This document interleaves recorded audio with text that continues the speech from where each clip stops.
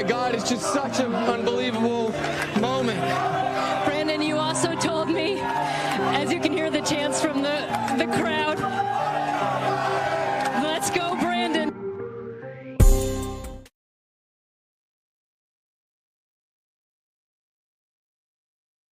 Hey there, this is Dr. Mort Orman, and I want to continue our discussion today about how it is that we get programmed to think and behave in certain ways, and how this sometimes causes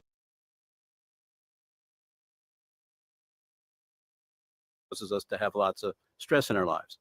And we'll be looking this week at the book called Virus of the Mind by Richard Brody, who was the man who invented Microsoft Word and then went on to do many other things. And today I want to focus on one key point that he makes in this book. And he says mind viruses are very much like genes, equivalent of genes, and how genes spread through populations or spread from generation to generation. And usually they have something that causes them to spread and to be maintained. And usually that's some kind of a survival value to the species, some kind of positive value to the species.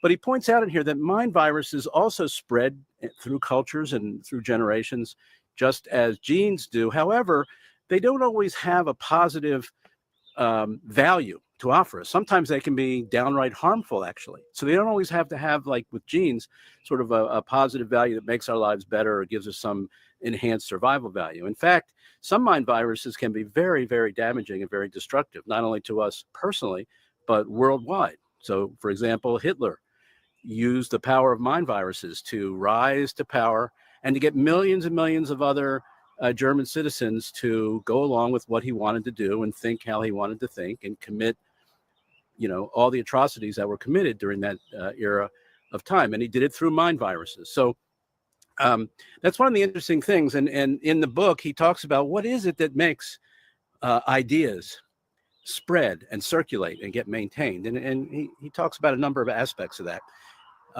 One such aspect is if you can get an idea to be stamped with the label of truth, it will tend to spread a lot faster and stick around a lot longer. The more people believe an idea is true, the more they're going to accept it, the more they're going to spread it to other people, and the more it's going to infect the minds of many, many, many people. So, for example, I'm getting ready to board a plane. I'm getting ready to leave to the airport for the airport to go to Arizona this week. One of the things I'll be doing there is I'm going to be teaching a workshop on how to eliminate stress. And really what I'm going to be doing there is I'm going to be trying to implant some new mind viruses in the minds of everyone who attends that workshop. I'm going to try to give them new ideas to replace some of the old ideas they've already been infected with about stress. And what I know about that group is that everyone sitting there in that room, when I start presenting to them, they're going to have ideas about stress that have been given to them and have been stamped as the truth, yet they are in no way true. And they are no way accurate. And they're actually damaging them and keeping them from being able to eliminate stress from their lives. So I'm going to Arizona to implant mind viruses, hopefully for the good, not for evil, to help people become better able to deal with their stress. And I've been doing that for a long, long time. But that's how this works. And so that's one of the first key points I wanted to emphasize this week is what is it that allows certain mind viruses or certain ideas to take root and to spread. It's kind of like, you put a cat video up on Facebook and sometimes it goes viral and sometimes it doesn't. Well, there are probably reasons why the ones that go viral do and the millions and millions of videos that don't go viral don't. And that's what we want to focus on a little bit more later this week, on why certain ideas tend to take root and spread. And one of the big factors is the truth value, the perceived truth value of that idea. Whether it's true or not doesn't matter. If people think it's true, they'll spread it. And that's how we end up with a lot of false ideas, not just about stress, but about many other things in our lives that contribute to us having problems in our relationships, to having anxieties, to having anger problems, to having financial problems. There's all kinds of various mind viruses that we've been infected with that aren't really true and that end up causing us stress in our life. So that's it for today. Talk to you next time, hopefully from Arizona.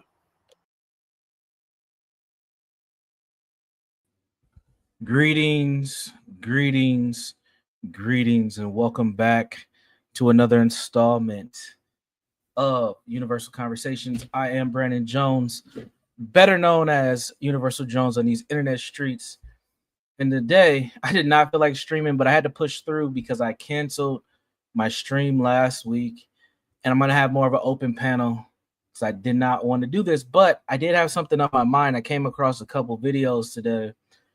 And I was like, damn, this may be a good opportunity to talk about this concept of a mind virus. I know a lot of people don't read books. I'm a fucking nerd. I read a lot of books. I've read a lot of books in my life. And one of the books that stood out to me years ago was this book called Virus of the Mind. Oh, salute to Ava. What up, Ava?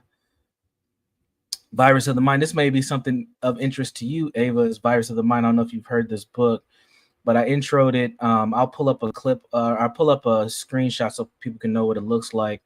But Virus of the Mind was written by Richard Brody. He is the guy who's responsible for helping develop Excel spreadsheets as well as the Microsoft suite. So things like Word, PowerPoint, things of that nature. Pretty smart guy. And one thing that he had created was this book, or he had wrote this book where he was talking about, which he followed up on Richard Dawkins on. People know who Richard Dawkins is. Talks about genes and the spreads of messages and things of that nature. But he wrote this book called Virus of the Mind. Let me pull it up here so folks can know what I'm talking about. And in this book, you know, it's very interesting. He ended up talking about just how messages and concepts spread. And this happens all the time, all over. I'm going to talk specifically about a couple cultural elements, both online culture, and we're going to talk about ethnicity. I'm Black, so we're going to talk about Black folks, of course. But one of the things that I've noticed, especially in the last couple of months being in these internet streets, is there are certain mind viruses that go on. We hear people get called PDF files. We hear people use terms like grape to talk about grapist. We hear there's a lot of toxicity. There's a lot of fighting. There's a lot of mistrust. There's a lot of crazy stuff that happens online, and these mind viruses end up spreading. And you can become a character. You can have a narrative. You can have a lore, as they call it, a folklore, a lore about yourself, and it can take off like wildfire. And this is a version of what we call here mind viruses. This also can take place in certain cultural groups or particular groups of people as well, where there's these mindsets that influence people to do certain things. And I think it's appropriate to start talking about how we get to this space because we all are impacted by it on one level or another. So one of the original concepts around mind viruses is this thing known as memes. Now, we know memes as funny GIFs and graphics and things of that nature that we utilize. I have a few here. I'm often called a coon. So here's a coon for you. You know, in an interest of full transparency, it was not easy peasy lemon squeezy. So these are graphics, these are memes, things such as this. These are things that we utilize to spread messages and ideas. However, the original concept of a meme is really an idea or a catchphrase or a symbol or even sometimes behaviors that can spread through imitation. So they're shared over and over and over again, and people start to replicate it or imitate it. It starts to become part of the daily practice or the protocol or just how people engage. You know, one thing you can, like, this was an idea of one, is like dap. Like, why do we dap each other up? Why do certain cultures have particular type of handshakes? You know, secret societies have handshakes. Sports teams have handshakes. In the military, there's certain ways to greet one another. You know, back in the day in the South, hat tipping was important. You know, there's certain things, those things can be considered memes and ways of imitation to spread a message. It's a way of greeting somebody. You know, in certain cultures, they bow. When you enter someone's home, you may remove your shoes. There's a lot of things that we have. Those things can be considered memes, right? These are these passing of ideas, sometimes symbols, sometimes behaviors that signify a certain type of response or acknowledgement, things of that nature. So as human beings, we are all we're pretty much all conditioned. We're socialized in many different ways. Some of our socialization helps, some of it doesn't. And what Brody does in this book is he argues that, just like computers, humans are programmed, and just like you can program a computer through software, humans are programmed through our minds, and that's what helps spread these memes and these mind viruses.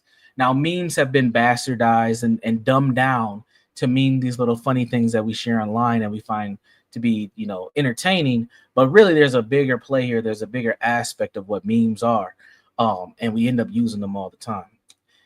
So where do we see these memes? Where do we see these mind viruses really taking place? We see these things taking place in religion, various different ideologies, definitely in advertisement, childhood education, various different systems, sports teams, work atmospheres, military, even online. Even in these communities that we build online, we have these ideals of who and how people are, and they spread, right? So these are all examples of what we call meme systems, and that they replicate certain culture, and that they help us to examine how our behavior should be when we are part of these cultural groups. So what does that lead us to? One thing that Brody argues in his book too, I'm just kind of highlighting some of the big things in Brody's book. There's a lot in this book. It's not that dense if you're a reader, but there's a lot of dense information in it. Is he does encourage readers to become more self-aware of themselves and the memes that they're taking in. But that's any type of personal development, is self-awareness, right? Know thyself is one of the key things that we always talk about. But for Brody, what he says is pay attention to the type of mind viruses that you're taking in and how you are acting once you get impacted by these things. And what he predicted, being a guy in software, being a guy that worked for Microsoft, is that at the time that he wrote this book, that technology was going to accelerate how these memes are, displayed, and how it's going to actually bring people together in a way that may be harmful. But if we can get ahead of it, because this book was written like almost 20 years ago, if we can get ahead of it, we may be able to better society. But as we sit here in 2025 and beyond, we know that memes have taken off, and our culture, I don't know if it's gotten better or worse sometimes. That is a good argument, but we will talk about that as we go. I am going to drop the link, and anybody is definitely welcome to hop up. I am just introducing this concept in this book, this concept of mind viruses in this book called Virus of the Mind. I don't know if anybody in the chat has actually read this or not, but it is an interesting book. At the beginning of the episode, I also showed a doctor who also talked about this book as well, and how significant it is. So I have some clips too. I'm gonna warm us up before I drop the link fully with some clips. Speaking of memes, should I go here first? Yeah, I'm gonna go here first. Well, yeah, I'll go here first. So there's a rapper by the name of Mexican OT. Some of you may know him. See, Napstar is in the building. He's in Arizona. Mexican OT is from Texas, but he has a huge following in the Southwest. Huge following in the Southwest. So you may have heard of him, for those folks. By the way, I see Speaks in the audience as well. He is in Texas, so you may have heard of Mexican OT Speak. Newer rapper, been around for a while. The concept of mind virus is a mind virus. Yes. Sally, you're thinking too hard, but yes, that is definitely a mind virus as well. So this rapper has gotten into a little bit of heat over the last few days because of a podcast appearance that he had, where he was talking about using the N-word and why it's acceptable for some people and why isn't it. And I thought it's been an interesting response to him over the last 24 hours, 48 hours, due to this, his comments on utilizing N-word. I'm going to show this clip, and then I'm going to show a few of the responses, not a ton of them, but a few of the responses as well.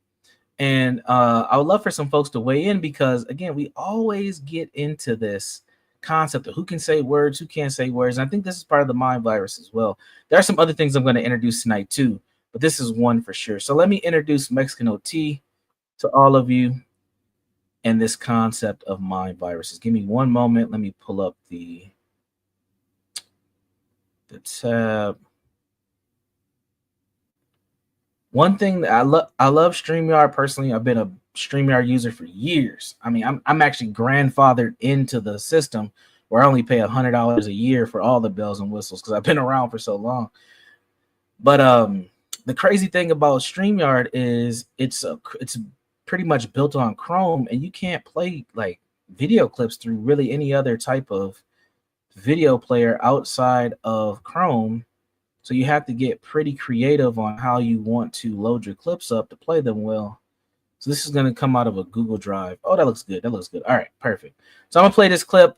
This is Mexican OT talking about the use of the N-word. Pay attention to who's asking him about it, who Mexican OT is, and I'll play some accompanying clips for you to hear a little bit about how people are responding. Do you feel like you could say the N-word? I feel like I can say it, but not because of that, and I'm gonna tell you why. Mm-hmm. I wish there was some black dudes in here. There are. Well, right there. And this one right here is not. Okay, well, we're gonna use him. What the fuck are you gonna do about it? You know. And then second of all, I grew up loving these motherfuckers. I grew up fighting with them. I grew up eating with them. I grew up fucking doing bad shit with them. I grew up loving with them. You know, I got family. And it's not even about family. Even if I wasn't related to nobody out black, I mean, well, shit, it's what the fuck I was surrounded by, you know? Like, I respect people that they feel that way. Mm-hmm. And that's why I try to shut the fuck up about it. Right. But if you're from where I'm from or anywhere, what the fuck are you going to do about it? You know, it's like I don't went to the jungle and earned the lion's head, Mm-hmm. you know? I feel like a lot of people that are from Latino descent here in New York feel that same way. Mm-hmm. The Puerto Ricans, the Dominicans. I mean, shit, y'all just, I mean, and not even trying to justify, but shit, y'all just got dropped off before us. That's all it is. Y'all got dropped off first. It's crazy. We from the same boat. On the same boat, which historically is not 100% true. He's a Mexican. So again, geographic, you know, locations, how people get to where they are. There's a lot of conversation, and I'm sure we're going to hear some from the folks who might hit the link and join the panel here shortly. But we know that Mexicans don't necessarily come from African descent. I mean, some do. There are some African lineages, but that's not 100% true. So there's a lot of interesting points here. I'm going to show two more clips, and I might bring this clip back up as we progress through this evening. And Napstar's like, what the? Yeah. I mean, he is smoking weed too. You got to give him a little bit of some courtesy there as he's smoking some weed. But you know, but people who do not smoke weed and do not get drunk online also feel the same way. So let me go to a black woman first on her response to Mexican OT, because I thought she had some interesting things to say. I don't care that you lived through struggle. Find your own slurs and reclaim them. That's my issue. At the end of the day, find your own slurs and reclaim them. If y'all, that's my thing. Y'all don't ever want to do that. Y'all just want to say the N-word so badly. That's it. Don't nobody ever say, well, why don't I take some of the slurs that white folks have used against me and use it and reclaim it that way?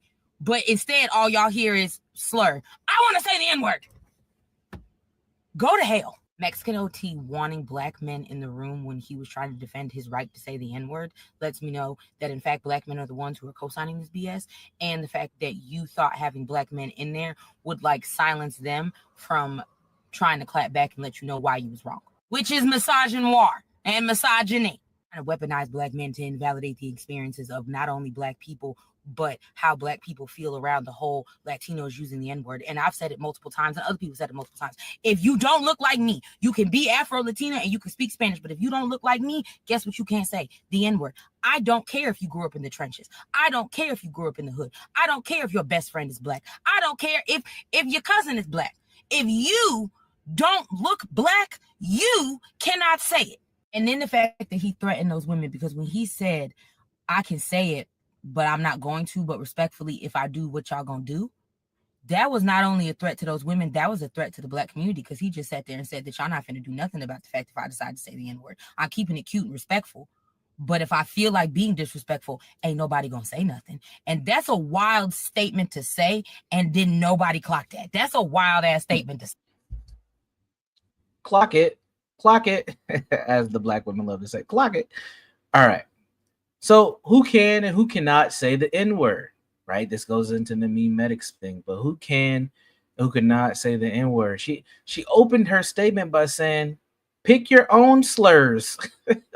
I mean, there's some thoughts there in general too. It's like, why do we have to have slurs to reference ourselves? Why is that even acceptable? There's a lot of questions here.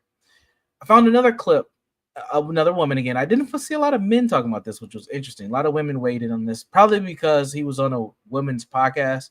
The podcast that Mexican OT was on was called Lip Service. The main host on that show was Angela Yee, formerly from The Breakfast Club. So this may be why, but I found a Latina who weighed in. I was like, okay, got a Latina who weighed in. One of his own people, racially, decided to tap in and give some thoughts on Mexican OT as well. So here's her perspective. I feel, but not because of that, and I'm gonna tell you why. But not because of that, and I'm gonna tell you why. What the fuck are you gonna do about it? You know. And then second of all, I grew up loving these motherfuckers. He is a Trump supporting clown. And that explains it all. When I said Latino males are the most obedient, most submissive to white supremacy, he is the perfect example. The Mexican OT will steal everything from the Black community except for courage. He will fight the Black community to say the N-word, but he doesn't have the balls to fight to protect his own community. If he wanted to appropriate something from Black people, it should have been protecting his Latino community. He's an unoriginal leech. He steals Black music. He steals African-American vernacular. He steals Black style. He steals Black culture. He cosplays a tough Black man. But then he'll turn around and disrespect the Black community he stole everything from. The Black community who is responsible for the freedoms he enjoys in this country, but he'll happily grab his ankles for his white oppressors who are currently kidnapping his people off the streets and shipping them off to El Salvador. But what's your take on the things that's been going on as of recently? I've been seeing all that ICE stuff. I'm like, come on, what's happening? So what's your take? I think people just need to pray. Period. I think people need to pray and handle their business. The response of someone who cosplays a tough guy is to pray, which translates to he doesn't give a fuck about his people being brutalized because he is nothing more than a coward who hijacked the identity of what he thinks is a Black man in order to gain fame. And y'all let him. And shame on Angela Yee and So she decided to go in on Angela Yee a little bit, but she got cut off on the clip. So there you go. You have a Latina weighing in. She said, hey, he doesn't represent our people the way he should. He's a leech. He's leeching off Black folks. You have a Black woman who said, pick your own slurs. Pick your own slurs. Don't use our N-word. Use your own version of the N-word, which can be a couple of different things. What say you? What say you? I do have some other clips. I'll bring those up a little later. I'm going to drop the link because this is going to be an open panel tonight. You don't understand this topic. Oh, let me dumb it down for EAE. EAE, should I speak in goon for you to understand this, or should I just speak in like? Should I? Yeah, I did see Sauce Walker. I'll pull that up too. Speak. I did see Sauce Walker. I didn't think many people was going to know who he was, but I'll pull him up too. EAE. You got a mind virus. So ultimately, the topic is this. I want to cover this topic of mind virus. It's going to be probably a series of topics where I'm pointing out these certain things that come up in online spaces, day-to-day spaces, that I think we should talk about. Why is this important and why isn't it important? One of those mind viruses, I believe, is the usage of the N-word. A lot of folks have an issue with the N-word. Black people, why do we even need to use it? Stanley asked that question. Stanley asked that question in the chat. Why is it even necessary to use? Why do we hold so much pride on that word? Why does it matter? And as we look at how things have evolved to where we are today in 2025, where we see, especially young people, I see young people who are nowhere near Black. They don't got nothing Black. They're not always white. They can be other things too. They drop it like there's no tomorrow. They just say it. It's whatever. They say it with their friends. They joke about it. I mean, I've seen this happen over the weekend. I took my kids to we have a local festival here called Strawberry Fest. So I took my kids there, And there was I don't know what these kids were. They were racially ambiguous as hell. They were, I wouldn't say they were black. They were something. I don't know what they were. And they were just dropping nigga all over the place. It was nigga, nigga, nigga, nigga, nigga. And it was weird because my kids don't use that. And they're looking like, Dad, are you gonna say something? And I'm like, no, let them nigga it out. I don't care. We're here enjoying ourselves. So yeah, the N-word and the use of the N-word can be a mind virus. But I think there's another element to this mind virus thing where we have this tension on who can say it, who can't say it. How is this word guarded? And why is it so important to Black people to guard and hold on and to cherish this quote unquote N-word? Yeah. So let me drop the link. Did I drop the link? I already dropped the link. So if anybody wants to come up, feel free. You do not have to cam up. I don't even know if I'm going to be cammed up this whole time, to be honest. So yeah. While we're waiting for folks to hit the link, I'm going to show another video because there's another element to this as well, where we see racially classified Blacks who are not African American also finding themselves in this kind of conundrum of, am I a nigga or am I not? It's very interesting. It's very interesting. I'll show a clip of that. One of my good, friends on the internet and these YouTube streets is Mr. Vanta Black, Vanta Silver, as he's going by these days. Vanta is a European Somalian who talks about American politics or American social dynamics all the time. And he drops it all the time. And people don't necessarily have an issue with it. But when it comes to this word is kind of owned by African Americans, which I think is very fascinating and very funny. So it's an interesting dynamic there as well. All right, let me pull up the clip. Because there was an incident between a Black identified person and a white person around the N-word. So we're going to watch that before we bring some folks up. Bitch. Go ahead, take a swing. Biggest bitch, mate, bro. Look at you. You are 100% bitch. Go ahead, take a swing and see what happens. 100% Nate bitch. Go ahead. I'm not doing shit to you, bro. You would love that. You would love Yo, that. I would. Yeah, I would. You would absolutely love that. Yeah, I would. Bro, get your hands to these first. Go ahead. Get your hands to these first. Go ahead. Get your hands to these first. You gonna do it or what? We're gonna do it. Get your hands to these first. The cops already know. Yeah, and I told them that if you try something. Yeah, I did tell them. Yeah. I did. Again, bro. Say it again one more time. You're a fucking nigger. Yeah, you see that? This guy's fucking insane. Holy shit. Yeah, you are. Yeah, and you're acting like one right now. Can hear you, bro. One more time, everyone can hear you. Now, if we're talking about classifications of Negroes, this Black guy, I'm gonna point out some cultural clues to you all. He may be a nigger in this white man's eyes, but he's not from the streets. You know how I know? He's mixing his brands. Most Black people don't do it like this. And if they do, there's particular brands that you can mix. You never mix an Under Armour shirt with some Nike pants. And I can't even tell what kind of shoes he's got up, but he's not your average urban Negro. That's for sure. Also, his brim of his hat is bent way too curled. He's got too much of a McDonald's arch type thing going on in a hat. He's not your typical Negro, not from the hood. Absolutely not. Here's the white guy who called him the N-word. Here's the white guy who called him the N-word. This is part 2 of the video clip. Yeah, Yeah, you're a fucking nigger. Yo, say it a little bit louder. Yeah, you're a fucking nigger. A little bit louder, bro. Yeah. A little bit fucking louder. Take a swing. Yeah. Oh, take a swing, bro. I'm not gonna hit you, bro. You think I'm retarded? You think I'm actually retarded? You're a fucking idiot, bro. Go ahead, take a swing. Take a swing. I'm tipsy good. I got arrested, bro. Oh, look at me. I'm a 410 retard. Post me a little 410 voice to fuck over, bitch. Holy shit, you are a bitch. You're the biggest bitch, mate. Bro, look at you. You are 100% bitch. 100% Nate bitch. I'm not doing shit to you, bro. You would love that. You would love me to take a script to you. Yeah, you would absolutely love that. Bro, get your hands in these first, I'll do it. Yeah, get your hands in these first. Get your hands in these first. You gonna do it or what? We're gonna do it or what? Get your hands in these first. See what happens. Yeah, the cops already know. They told him what? They called me a nigger, bro. You called me a nigger? Yeah, I did tell him. Yeah. Say it again, bro. Say it again. One more time. Fucking nigger. Yeah, you see that? This guy's fucking insane. Holy shit, bro. Yeah, say it one more time so the airport can hear you, bro. One more time so the airport can hear you. Fucking loser, bro. Loser. Yeah, she does support me, man. Stop it. She'll be around. All right.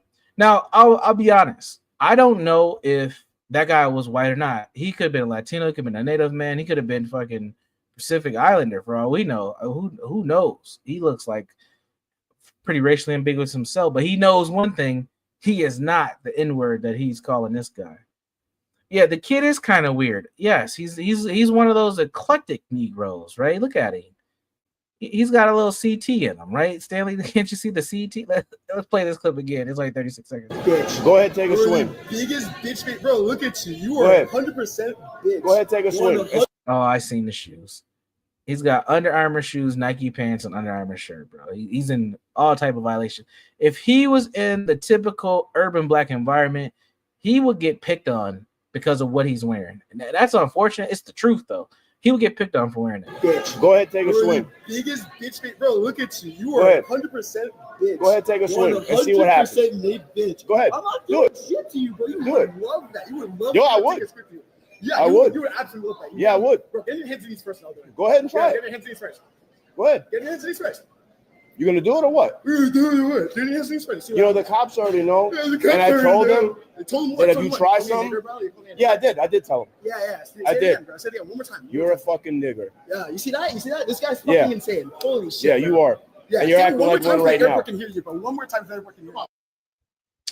There we go. There we go. All right, Stanley says, my son mixes brands. Might be a younger person thing. Nah, Stanley. Now we know, Stanley, your son's mixed, and it. Correct me if I'm wrong, Stanley. He didn't grow up around a lot of urban blacks, right? I'm sure from what you've said, you don't live in an urban setting. So I would say it's an urban black thing. It's an urban black thing. This kid, based on his kind of voice tone, I don't think he's grew up around a lot of urban blacks himself. So, but we do have a guest. I'm going to bring him onto the stage as well. I don't have your freaking intro music loaded up over here, or do I? Oh, you know what? Hold on. I might be able to give you a proper introduction. Let's see. I got to change over. Oh, my God. I change over, and it gets fruity as hell. Oh, I'm still going to play the music, and then I'm going to change back fucking over. This is crazy. And now, welcome to the panel, Speak Radio. Hey. I changed over, changed every damn thing. It made me low. Welcome to the panel. Speak. How can I even stop it? There we go. All right, welcome to the panel. Speak. How you doing, man? Oh, what's up? Can you hear me okay? Yeah, I can hear you. What's going on?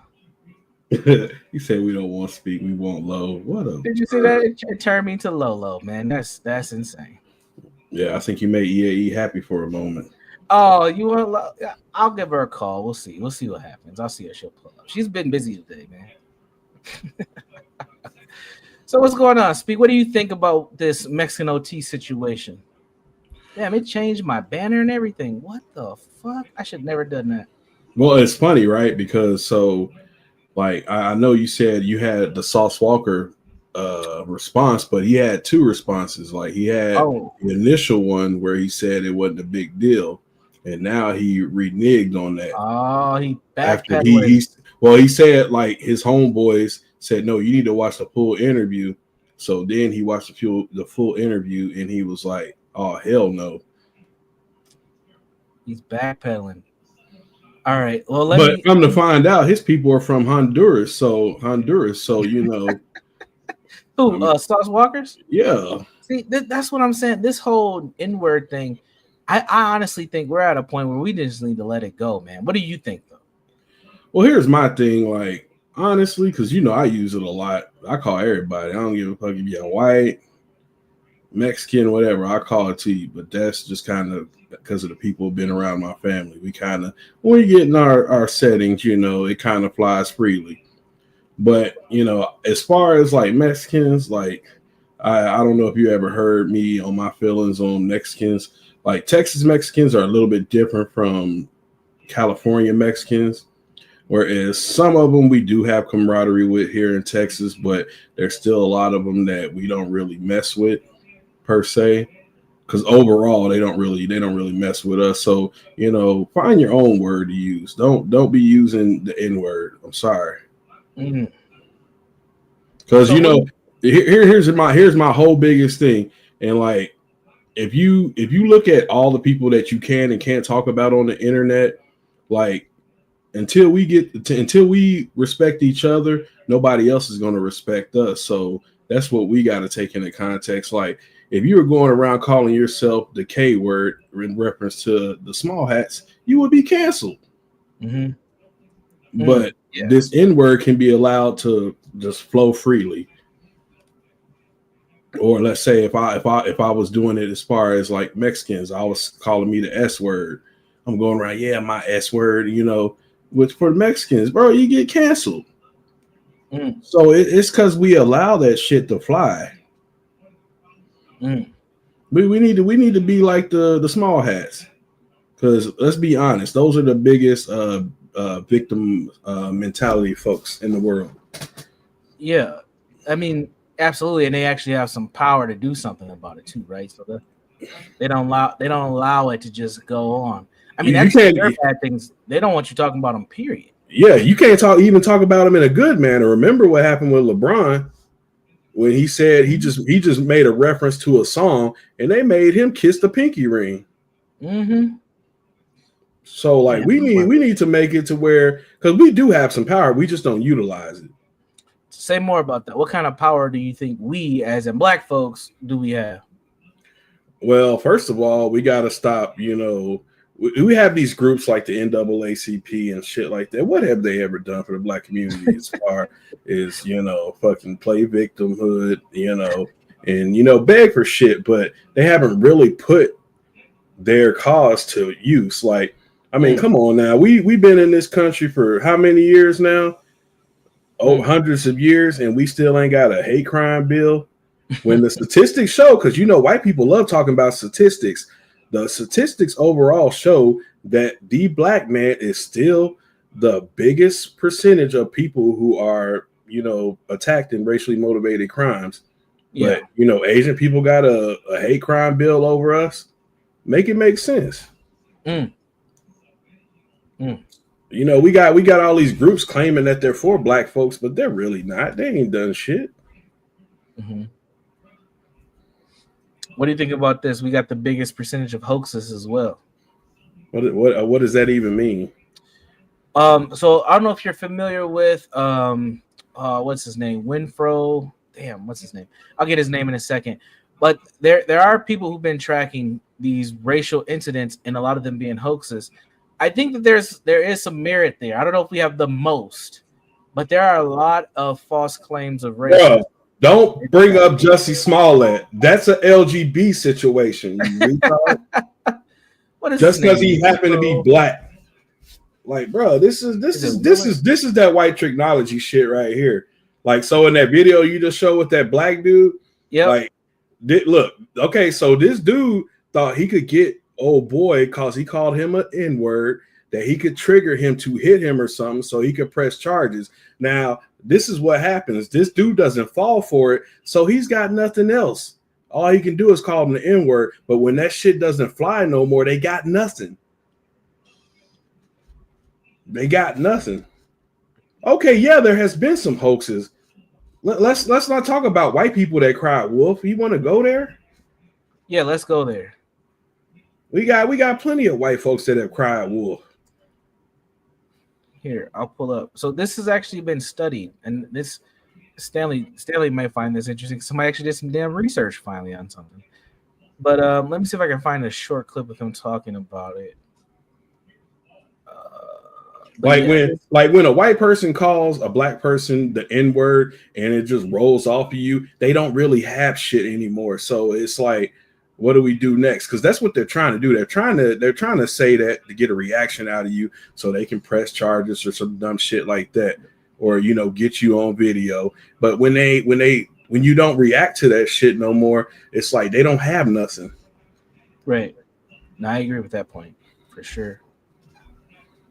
So I'm gonna show you a clip from Mr. Winfro, or Mr. Riley. His first name is Wilfred Riley. He is a professor. The last that I've heard, he was working at the University of Louisville, I believe, or somewhere down in Kentucky. But he has been studying these racial incidents, and he's found out that a lot of times they end up being hoaxes. But Here he is discussing the Jussie Smollett case. Many, probably most, of the very high-profile incidents of racial crime and racial conflict that polarized the country during the past decade or so turned out to be fakes on the part of the alleged victim, or simply to have never happened at all. And the archetypal example, of course, is the Jussie Smollett case, which was so frankly funny that it's worth reiterating here in a little bit of depth. A fairly well-known actor claimed that he was attacked in Center City, Chicago, on the coldest day of the year by two conservative white goons who recognized him from the hip-hop TV show Empire. They told him that Chicago was MAGA country, and they managed to pour warm bleach on him. None of this would be funny at all were it true, but pour warm bleach on him and toss a knotted rope noose around his neck before he bravely fought both of them off. Throughout all of this, according to Smollett, who weighs about 147 pounds, he never dropped his tuna salad Subway sandwich. The sandwich was with him. The police reported this. The sandwich was with him when they came to interview him back in his penthouse condo apartment. Now, of course, as everybody's non-woke friends just might have predicted, this all turned out to be complete BS. And so it eventually turned out that Jussie basically just paid two buddies from the gym to stage a pretend assault. They were Nigerian, as I recall, which is kind of questionable because the entire assumption here is that these were white criminals. But while this is entertaining in one sense, what's not humorous at all is that this really has happened over and over again. So as you see, those are his two books, Taboo, 10 Facts That We Can't Deny, and then Hate, Crime, Hoax. Now, I don't mind Mr. Riley. I think that Stanley just put something similar to me. You can take him in small doses. He can be repetitive, but he does make a very clear argument, and he does bring evidence. So I appreciate that all the time. What I just want to ask real quick, what the hell is he? What the hell is he? I think he's biracial. I don't know if his dad is black or his mom, but I'm pretty sure he's talked about him being biracial. Look, you know, like, okay, yeah, so there has been some hoaxes, like old girl who said that she got kidnapped or whatever with the baby incident. She seen the baby. Yeah, on the in Alabama. We know black people ain't kidnapping no black folks because a lot of us ain't got money. So what the hell would be the point of kidnapping us? We know that's some bull crap. Like, look, there have been some hoaxes, like LeBron with the whole spray paint the N-word on his house. Like, come on, bro, let's be serious. Like, it's people like out here clout chasing, of course, but we ain't gonna forget about the dude that what was his name that got drugged behind the truck in Jasper, Texas. What is his name? I know you're talking about the black man with the three white teens, right? Yeah, the two white guys and the girl. Oh man, what the hell is his name? I know what you're talking about. I mean, there's several other things. Like, we still don't know what happened to the dude that teen that got rolled up in the gym mat at his high school. And they found his. They said he fell in there and suffocated. But he was missing body organs. He was missing organs out of his body. But now, was that before or after he got to the morgue? Because I mean, there's a lot of interesting pieces to that puzzle. But yeah, that is a very bizarre case too. Yeah, see, Genesis Ben knows about that case. Yeah, he knows about all the fake ones. Yeah, Connor Brawley is like the biggest one. That's old. That's from that fucking late 80s, man. But bro, we can go in here and look at all the incidences where shit really happened. I mean, they love bringing up statistics. I mean, hey, that's a statistic that we are still the most, like the highest targeted for racial incidents. So, you know, and it's funny with these white folks, man. It's like they love to quote statistics and FBI statistics, but they don't trust the FBI. Yeah. When it comes to statistics about black folks, oh yeah, that's true because they said so. But they still think the FBI and CIA killed John F. Kennedy. James Byrd Jr. was that case. I remember covering that years ago. Yeah. So yeah, it's bro. EAE, don't bring that up, bro, because everybody was messing up Asians. They just tried to put put a radar on black folks. But everybody had everybody. Black folks was doing it more than anything. Come on Man. now. You can't deny it. Come You on can't now. deny that. Let's not do that. Let's not do that. They put a scope on us, like making like, oh, we was everybody. This is just the same thing as when the 9/11 happened. Everybody was messing up Muslims. Let's not even go there. The same thing happened to Muslims that happened to Asians when the kung flu came out. Let's not even do that. I don't know, Speed. Yeah, I don't know, bro. I think. Get Craig got touched. He probably should have. Oh, we gotta get Craig. Well, I know. All right, so we have a guest in the back. He did an amazing job. He did an amazing job last time. We'll see if he can keep it together. This might get explosive. We'll see what happens. We'll welcome Imperious to the stage. What's up? Are you watching that Midget Coon show right now by any chance? Are you watching CT show? No, we're not. We're not reviewing CT at the moment. Oh my god! What's going on over there? No, well, you're seeing the same thing you're talking about. That everything people like. The reason I find the internet so fascinating is because people say a lot of things and mean nothing. Because I keep hearing slavery is this slavery. There's 100 steps skipped between making an opinion about slavery and a moral contingency basis of what slavery is. I still want to know why slavery is wrong. In general, I just want to know why is it because people don't like to look at other human beings suffering? Well, that leads you to the white woman's world, where everything's okay as long as it's not in my face. I don't care if you do anything you want. Just let me go to Starbucks and be happy. So, again, I just find everybody has an opinion when they should be digging ditches. 99% of human beings aren't capable or were not created to have abstract thought. Okay, like all these people that are on the air, they don't have the gray matter capable of extrapolating abstract thought. Why is slavery wrong? Why is it wrong to abuse and abuse and abuse other people? Why? Because somebody. Are you serious right now? Yes, I'm so. Why? Because one person's on the losing end and they don't like it? I mean, look, when you're cutting people's junk off and fucking making them eunuchs, what's wrong with isn't that morally wrong, Mr. Catholic man? Isn't that wrong, Mr. Catholic man? Fundamentally, what is wrong with exterminating the whole human race? I mean, we're probably going to end up doing that to ourselves eventually anyway. That's my point. So what's wrong with it? It's just people bitching about something they see and they don't like women.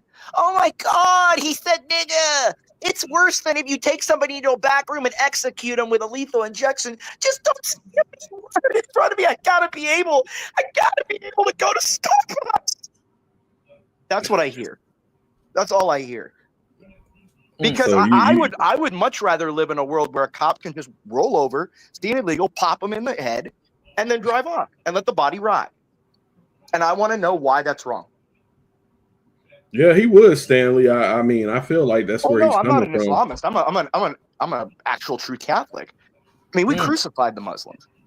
So again, I want to know why is genocide, rape, any of these things wrong? It's just there's this assertion that it's wrong. Why is it wrong? The only difference between murder and self-defense or killing is justification.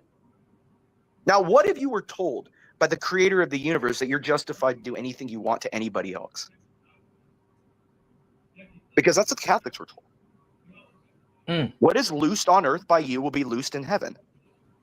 So to me, I want to know why the Crusades were wrong. Why if tomorrow the 1.6 billion Catholics, which outnumber the Muslims 2-1, if we just decided not to start, suicide bombing every one of their countries, why would that be wrong?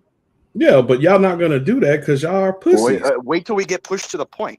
What religion has genocided continents? Look, y'all not gonna do that because y'all don't stand on what y'all believe on. Y'all don't stand on what y'all believe on. See, here's the difference between Catholics and Islamists. They actually believe in it. They believe that if they die, they're gonna go to heaven by blowing themselves the fuck up. Y'all don't stand on that kind of faith. Y'all don't have that kind of faith. What's the most secure place in the world? Who's the Oh, most I powerful mean, I man know in the you're world? probably going to say the Vatican. It is. You can look it up in any article. The Vatican Archives is the most secure place in the world. Why? I'm Because we pretty have the sure the knowledge of the entire American. human race. I'm pretty sure the American army could just roll up in there and fucking Ow. take what they wanted to if they Oh, really good wanted luck. to. Good luck. You think Good the luck. Vatican could take on the US United States Army? You are crazy. No, I'm just saying. Good luck, though. You're literally. Do you understand that there are Catholic nations that have nuclear weapons? Do you know that France is an actual by law Catholic nation? Do you know that by law they had to France is a bunch of they had to rebuild. fucking. Did you know they had to rebuild the Notre Dame with public funds because it was a Catholic building?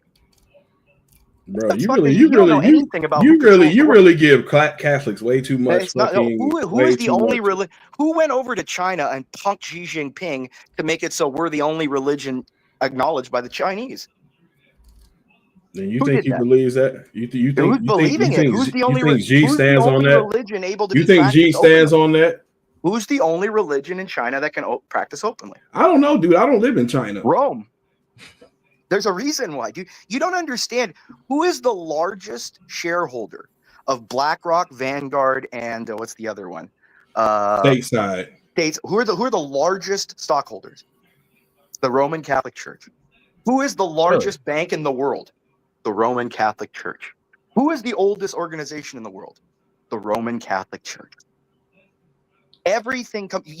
Who was JD Vance's first trip? You don't know who runs this world. Do you know that 7 Catholics run the Supreme Court? You know there are 25 Catholic senators? We are the largest denomination of representatives in the House and Senate. You know, we run the courts. This guy is like fucking Zach. He like Zach. No, there's no. I'm telling you world. reality, sir. No, that's the difference. Catholics The Muslim. don't run Has a Muslim ever stepped foot in the Vatican and done anything? No. What do you talk like? I really want you to. I think you don't really understand that there are worse things in the world than you can possibly imagine when people put their minds to it. Like, sir, I need you to realize who exterminated continents. Bro, you don't realize I was at the internet when it was fucking free reign. I don't care. I'm talking about 1500s. I've seen some shit that I probably wish I never had seen. Have you seen the picture of a line of crucifixes from Damascus to Jerusalem? Yes, I know about that. So you've seen 10,000 crucifixes in a line of 10,000 Muslims dying on crucifixes. Have you seen that? I think Pol Pot would say that's nothing.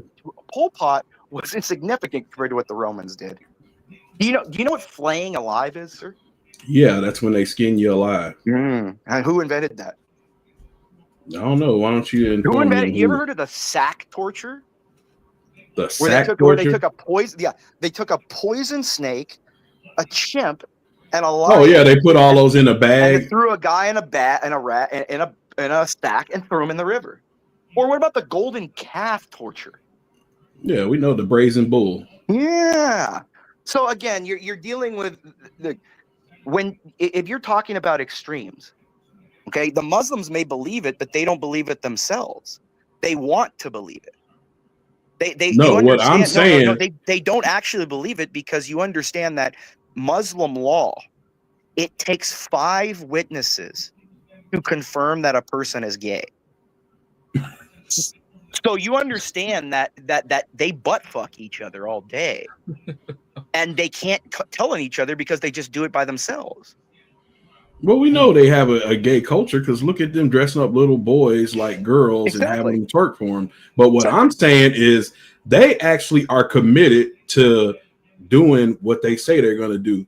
Like if they get the call and say, hey, go blow up some shit, they're going to be like, pray to their God and say, oh yeah, I'm waiting for these 72 virgins are waiting for me in heaven. I'm going to go do that shit, where Catholics don't have that commitment. No, we just send fighter planes to bomb them. We just don't do it. We just don't strap it on. We just send fighter planes to bomb them. Like that's all. I mean, it's a different. Again, like no. Why would we need to strap ourselves with bombs when we have the technology to bomb them from half a world away? Like, do you the whole reason the Middle East hates the U.S. is because we have bases in their Holy Land. Are there military bases in the Vatican? There's no need to. They're considered a church. It has nothing to do with needed. It's the U.S. just put them there. We just decided we're going to put our bases in Muslim Holy Land because they're pagans. Let me ask you a question. I'm curious about Catholics. What do you think are some areas of improvement for either the religion or the people who follow? More evangelism. Catholics need to be more like me, mean, vicious, and just conquer. It's time. We've been too nice for a couple centuries. It's time to go back to the old ways. Oh Lord. Oh well, Manar already banned me from his server, dude. I went off on Ben earlier. It is an open panel. Dude, I flayed Ben alive on his I flayed Ben alive, dude, earlier today, dude. Ben Thorpe, I flayed him alive in Menar's I flayed him. Yeah, they had to kick me off because they're like, oh my god. Yeah, that's what I'm saying. Like, you got to understand, like, the Muslims, they don't really have the will. What they have is they want to think about butt fucking, and they're addicted to butt fucking. There's a big difference between butt fucking and the pleasure of combat.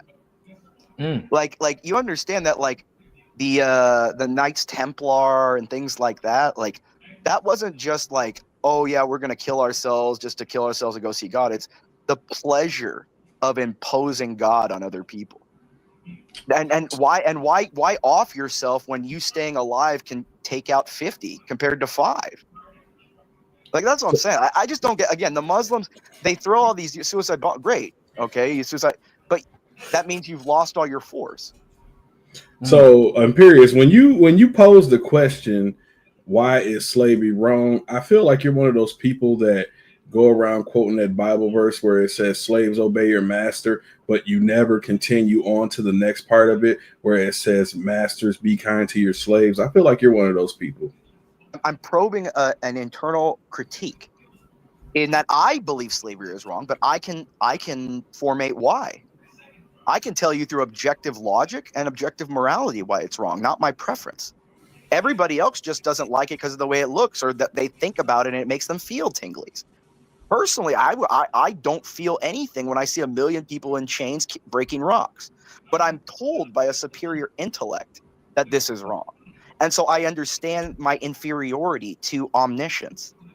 Well, you know why it doesn't bother you? Because it doesn't affect you. Now, if you were in chains and somebody was whipping the fuck out of you and making you break down big rocks into little bitty rocks, you might have a different opinion on it. But we're all slaves. We're all slaves. You can say that to probably like some corporate unless you work for yourself. Even if you work for yourself, can you avoid paying taxes? Well, you have a point with that. Yeah, we're all part of it. Again, no. This is what I'm saying. Again, what makes something right or wrong? Justification, right? Justification, whether it's by enactment of laws, philosophy, logic, math, you're using justification. Like me personally, I can tell you why. My justification as to why slavery is wrong is because the concept of power itself has directed you that it is wrong. Not even power, the concept of what power can possibly be. The idea, the abstract identifier of what is power. See, human beings describe something they see. What is power? Power can be nuclear weapons. It can be weather. It can be oratory skill. All those things, everything is encompassed into one being. And when that being tells you something, just like an ant, if an ant can't tell me if I feel like squishing it, I'm wrong. I can't tell an omniscient being it's wrong. I'm an inferior creation. Morality presupposes intelligence, right? You can't have morality without the intelligence to understand cause and effect. And how can you argue with a being that knows all causes and all effects? So you're saying if the Most High God, whatever you call him by, tells you that something is morally just, then it's okay. Yeah, you just listen and shut the fuck up. Just like as my dog, when I tell it sit the fuck down, it sits the fuck down and shuts the fuck up. Human beings, we have innately created ourselves to be our own gods instead of understanding how insignificant we actually are. So we've sat there and we think the act of second guessing, the act of thinking more than what you're told is itself a fault. Why would you listen to anything other than perfection? That's the entire question of Adam and Eve. The reason Eve and Adam were so stupid is the question is, why would you question perfection for any reason? Yeah, Why would you question perfection? but you kind of contradicted yourself because you posed the question, why is slavery wrong? But then you said in your words that you think it's morally wrong. Yes, because it is told to me, not my preference. My preference would be for everyone to be enslaved. But my preference doesn't matter. My morality isn't judged by my preferences. That's my entire point. I don't get to tell or impose because I like it. I will tell them imposed from the directions of a superior intellect. That's why I don't lose, is because nothing I'm saying is for me, guys. I'm not talking out of my ass. I'm regurgitating the message from perfection. Like I'm giving you an internalized self-critique.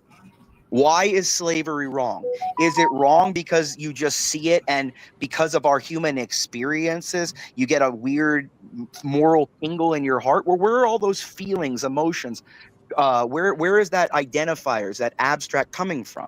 Because I guarantee you, if you have an infant born and you put him around a million slaves digging, the infant doesn't know it's wrong. Well, I mean, you're talking about when a kid has no grasp of the concept of right and wrong. Cognizance, intelligence. You can't have morality without cognizance and intelligence. Now, as they get older, they're going to either A, realize that, hey, this shit is not right, or B, they're going to be like, follow along with the program. Again, by their own what? By their what? Typically they do. Preferences. Yeah, typically they follow with the program. But by their preferences. That's leads back to my point. Preferences. Right. It's just preferences. There's no everything when somebody's telling you this is how it should be. It's all because they prefer it that way. Like, do you ever see that George Carlin at the end of his act, the plastic skit, where he was like, plastic, why would the earth hate plastic? Plastic, the earth, the ozone, environmentalists, all it is for people that want to live in their own pretty little safe habitat. They don't care about the world or actually the abstract idea of a planet, because a planet isn't a living organism. Why would the earth hate plastic? It's part of plastic. In 6 billion years and plastic's all that left, you think earth is going to hate part of itself? Like these are the philosophical things that we need to think about before people just start going, like I said on CT's show, over there spewing bullshit about why things are right or wrong. His discussion is David Banner said slavery in 1800s is 30,000 times worse than what people perceive it as. So then I ask, would Roman slavery be 500,000 times as worse? And what was the general response to you posing it? Well, they won't let me pose it because Bob's terrified of me. I'm going to get him fired. Oh, God. But yeah, no, they won't let, like CT. I mean, I'm fine with CT, but Bob's terrified of me. Well, I mean, here's the thing with him making that statement. That's kind of asinine because he wasn't there to see it. So how would he know? Well, You're and just then throwing there's out different numbers judgments of at slavery. that point. The Romans allowed slavery. Why? Because they actually found it as freedom. If you're in debt, why shouldn't you be able to sell yourself into slavery to alleviate that debt? Well, if it's not slavery, if they able to pay that debt off, But that's the whole thing. Paying is an abstract idea. What if the owner says you still owe me more? I don't feel like I've been paid yet. That's what happened. It was you sold yourself until the owner felt you repaid the debt. Okay, so if you repay the debt and then you're let go, that's what if they never let you go? Servitude. Then it's slavery at that point. But most of them were never let go until the owner died. That's just keeping them as a slave, just because. Is that worse when the society says you are allowed? They've brainwashed everyone to say you should be allowed to sell yourself into slavery, and the people wanted to do it. So is that somehow worse? You get what I'm saying? There's a different thought. The Romans believed that it was ultimate freedom to control every aspect of yourself. And if that meant you had the ultimate right to decide yourself to alleviate yourself of freedom. So isn't that in itself the greatest show of freedom? That you have the freedom to give your freedom away.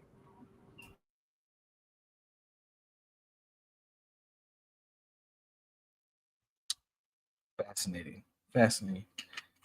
See, I love to have deep philosophy, but nobody's equipped to on the internet with me. There's no one equipped to. I've spent my entire life just reading. All I do is read. Like when I'm sitting here with you guys, I have my documents for work, but I have books. I'm completely OCD in the way that I can't be doing one thing at one time. I'm talking to you guys right now and reading documents in my hand while I'm talking to you. My brain is too superior to the normal brain. Like I know what people are going to say before they say it. So it's very, very hard for me to have these conversations without getting angry at people because I don't like slowing my mind down for people. Well, I think you really like drifted this conversation, the whole point of the show, off in a whole totally different direction. So that's why I'm just letting you. No, I don't think so. Because it all comes back to the fundamental question of ontology and epistemology. If you don't understand reality, what does everything come about from that? I hear what you're saying, but that doesn't have anything to do with what Universal's talking about. How do you understand reality? It's based on what you perceive. The brain, right? Yeah. So does anything actually exist if a human being doesn't perceive it? I mean, I would say it does. Yeah, I would say you don't see it. How? It's like the whole, if a tree falls in the woods and nobody's there to hear it, does it make a sound? If a human being never came upon that planet where that tree fell, did it ever fall? If human beings never had the awareness that tree fell and never would come across it, did the tree fall? I mean, it still fell, right? How do you know? We don't know. That's my point. You don't know. All that is known is within the mind. If it is not known within the mind, it doesn't exist. So you're saying a tree that got struck by lightning and is hanging on by a thread and it falls because of that, but nobody saw it happen. It didn't happen. No, I'm saying that if that tree, if humans come across that tree in a future time and see the scarring on the bark, see the charring thing, you can use what? Your identifiers, your brain, right? Mm-hmm. But if no human ever came across that tree, it doesn't exist.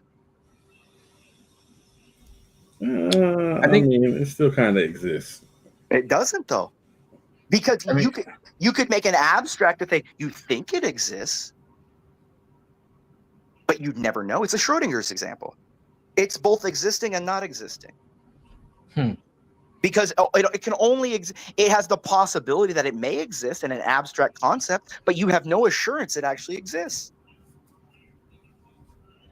Like these are the philosophical exercises that people need to make every day. That you have to what I'm asking the questions here, it's called this is an introspection argument. It's to get people to look at why they believe what they do. I'm not trying to belittle anybody. I'm giving people a different avenue on why they believe what they believe. People need to sit down and actually internally critique why they believe what they believe. Like you need people, I don't care who you need to critique why. So let me ask you a question, because that ties back into my main point for this evening around these mind viruses. Is there something that you have been socialized in your life to believe or understand that you've actively tried to undo? Civility. Say more about that. I think civility is just a mask for keeping the status quo. If you notice, democracy. What is democracy? How do we describe democracy? All over the place. All it is, it's all these don't rock the boat. That's all it is. Keep the same people where they are. Don't change don't rock the boat. Everything's good for us right now. Who cares if we're living in a superficial reality where the ship is sinking? Don't tell anyone about it. Interesting. It'll cause panic. That's I like seeing people under pressure. I think when people are under pressure, who you are comes out. To thine own self be true, right? Salute Garion. Welcome back, Ava. You know, to thine own self be true. Mm. This is what I'm saying. Like Ava, like all these people, they hate me, hate me, hate me. But if they understand the logical deduction I was trying to get them to do, they wouldn't hate me. People, my entire example is that I can get people so riled up through insults that mean nothing, and yet they can't even introspect why they're insulted by the things that they believe, and they've never even understood why they believe what they believe. So all the insults that I tell people only insults them because of their belief structure, which they themselves don't know why they believe what they believe. This is the great irony. I'm a misogynist. I'm an evil racist. They don't know why those things are wrong. What do you, if we had more misogyny in our society today, what things do you think would improve, Imperius? Again, misogyny isn't this thing that people think like, I'm going to walk around with a greatsword and chop heads off. Mm-hmm. Misogyny, what it is order. It's a masculine defined order. Okay? And the problem is the feminine is chaos. Women are next of kin to chaos. And unfortunately, because we've defeminized men so much, you've created a world of chaos. Muslims winning New York City mayors, naked men riding on bikes in front of kids, all because of pathological altruism. Pathological altruism, a la the white woman. Okay? And if you looked at for example, the New York City election, the Democratic primary was a great example. Did you see the numbers? I didn't see the numbers. You want to know the funniest thing? Blacks, Latinos, and immigrants voted for Cuomo by overwhelming margins. Who voted for the Muslim socialist? White women. That was the voting bloc. And this is why I'm saying I don't have sympathy for human beings, because those are the same women that will sit there and go, I'm going to make a Twitter that I can't ride the bus home because I have men looking at me. But then, oh my God, don't let the Muslims grape gang me, because if you say I'm racist, that's the scariest thing in the world. Women don't care about being graped. That's their greatest fantasy. This is what but they genuinely don't. I sent Moxie. I was talking to Moxie about this earlier today. I can send you 100 articles of women who said, I love my rapist. I fell in my rapist. I want to date my rapist. I've married my rapist. I'm having my rapist. Women are chaos. They have no reason why they do anything. And if you want to just have chaos, like a la the Joker in The Dark Knight, sure, don't have misogyny. Okay? Like that's it comes down to just simply that. Women will destroy themselves, and they'll destroy everything along with them. Remember, if it were up to women, they'd be fine with living in mud huts still. It was men that took them away from that and created the paradigm to make men more attractive if they can give women more shit. If the default status was just men are never going to do anything, we're just going to sit there, no technology, no anything, and women better come and bang us or they don't eat, every woman will come and bang the dude. Like, what if tomorrow every man just said, no more police, no more electricity, no more gas, no more food, we're just sitting there, and you guys all better sit on your knees and live on your face to the ground. And if you don't, we don't feed you. Do you think all that comes down to is we've allowed women to complain? When I was a child, I was told children are to be seen and not heard. I remember the first time I cussed in front of my grandma. I was 12. I said, shit. She backhanded me with her 8-carat ring and sat there in the car and said, sit there, let it bleed. So again, people aren't raised correctly because we live in a feminine world. So keep going the same way. I don't care. I mean, to me, like I said, death is just the beginning. So, like I said, you guys are going to be the ones tortured because you guys care about this world. I don't care about it. I am in this world, not of it. Gotcha. That's what I'm trying to explain to the gentleman above me of what actual intent is. Muslims don't have this intent. They love this world. As Catholics, we hate this world. That's the fundamental difference. We hate this world. It is a fallen world. It is destined to die. The end of the Nicene Creed is, I look forward to the resurrection of the dead and the life of the world to come. Gotcha. All right, let me answer Ava's question. She wants to know my opinion on your perspective of, do I think that women want to be raped? I do not. I do not agree with that. I do think that women love aggression from men, and they like sexual aggression. I don't know about actual grape. But then why is 67% of all of their sexual fantasies grape? Because that's a genre. I think that's because it's a genre. No. Women orgasm during rape. They orgasm. That may or may not be true. I don't know that, but I think that violation is a huge problem. I think that aggressive sex is something that women do. But every sex is violation for a woman. That's what you're looking at it. Why do you say? I don't agree with that. Say, why do you think that? Because look, you're looking at what an act being done to a creature that doesn't see reality in the way it is.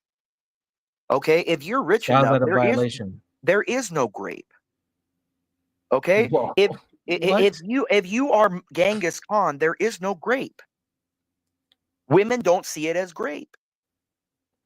That you got to understand. Women are this whole grape issue of what does the human body see every sexual encounter as? An invasion. Antibodies are released. White blood cells are released every single time a woman has sex. The body sees it as an outside invasion. Well, how do you see that as an invasion, though? Like, how do you physical act is an invasion, number one. Number two, my argument was, why are you asking a bipolar schizophrenic creature that doesn't see reality what it sees grape is and what it doesn't see grape as? That changes from moment to moment, just like their entire biology changes from moment to moment. So but that's my point. I know these are the uncomfortable discussions. Let me ask you this. Is a woman the same every day biologically in their homeostasis during their 30-day cycle? Absolutely fucking not. But that doesn't mean that being sexually violated is something that they desire or want.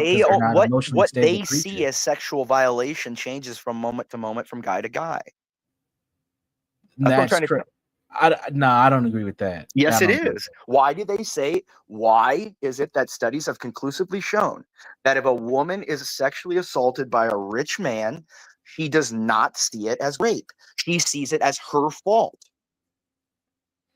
I think women see rape as their fault often for various different reasons. No, they don't. Just like a child. Have you seen Trevor Bauer? What happened to Trevor Bauer? That's crazy.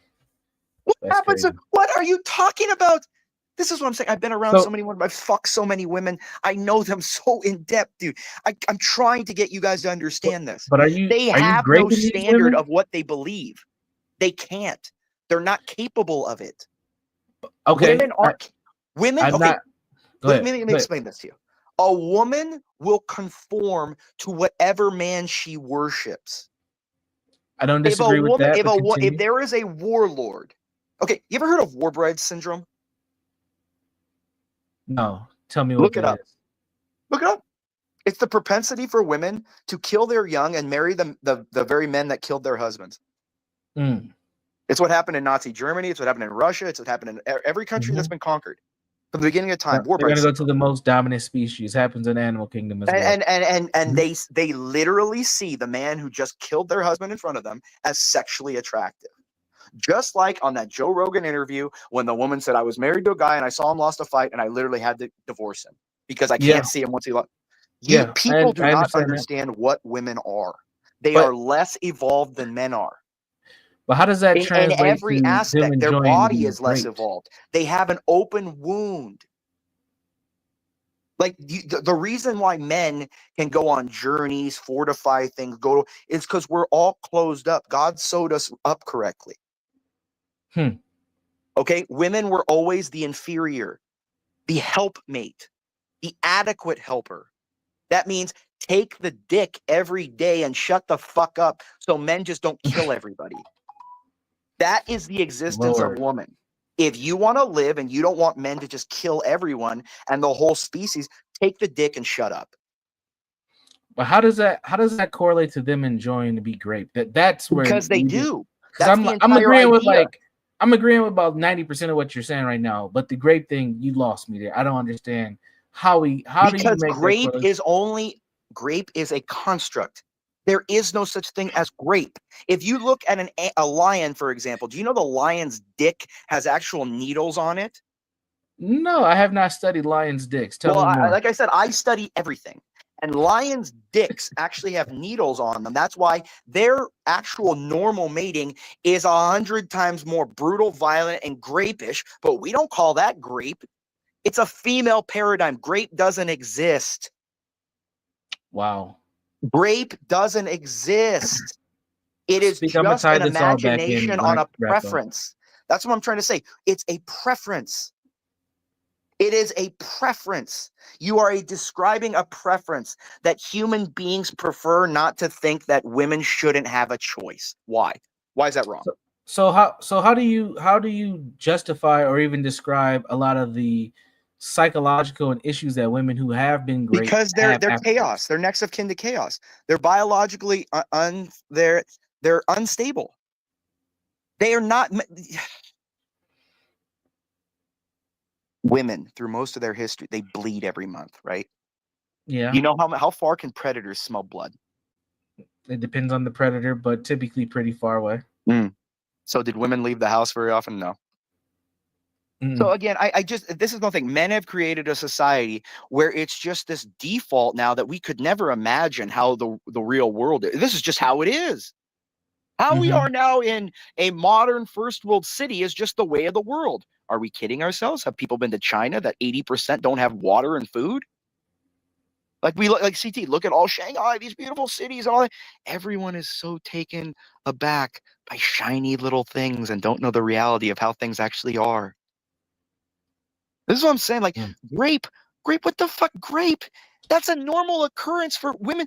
Do you not think women in Africa or in the Middle East or in Asia every day would be doing things every day that would be considered great because they have to have sex with the warlords walking around? But they don't consider it great because like I'm staying alive. Okay. So again, this is all just it's just a preference. Interesting. Speak. What do you think on this? I'm gonna pause you for a second, Pierce. You've been going on. What do you think, Speak? I know we kind of trailed off a little bit. I'm gonna put a bow back on it before I close out. But go ahead.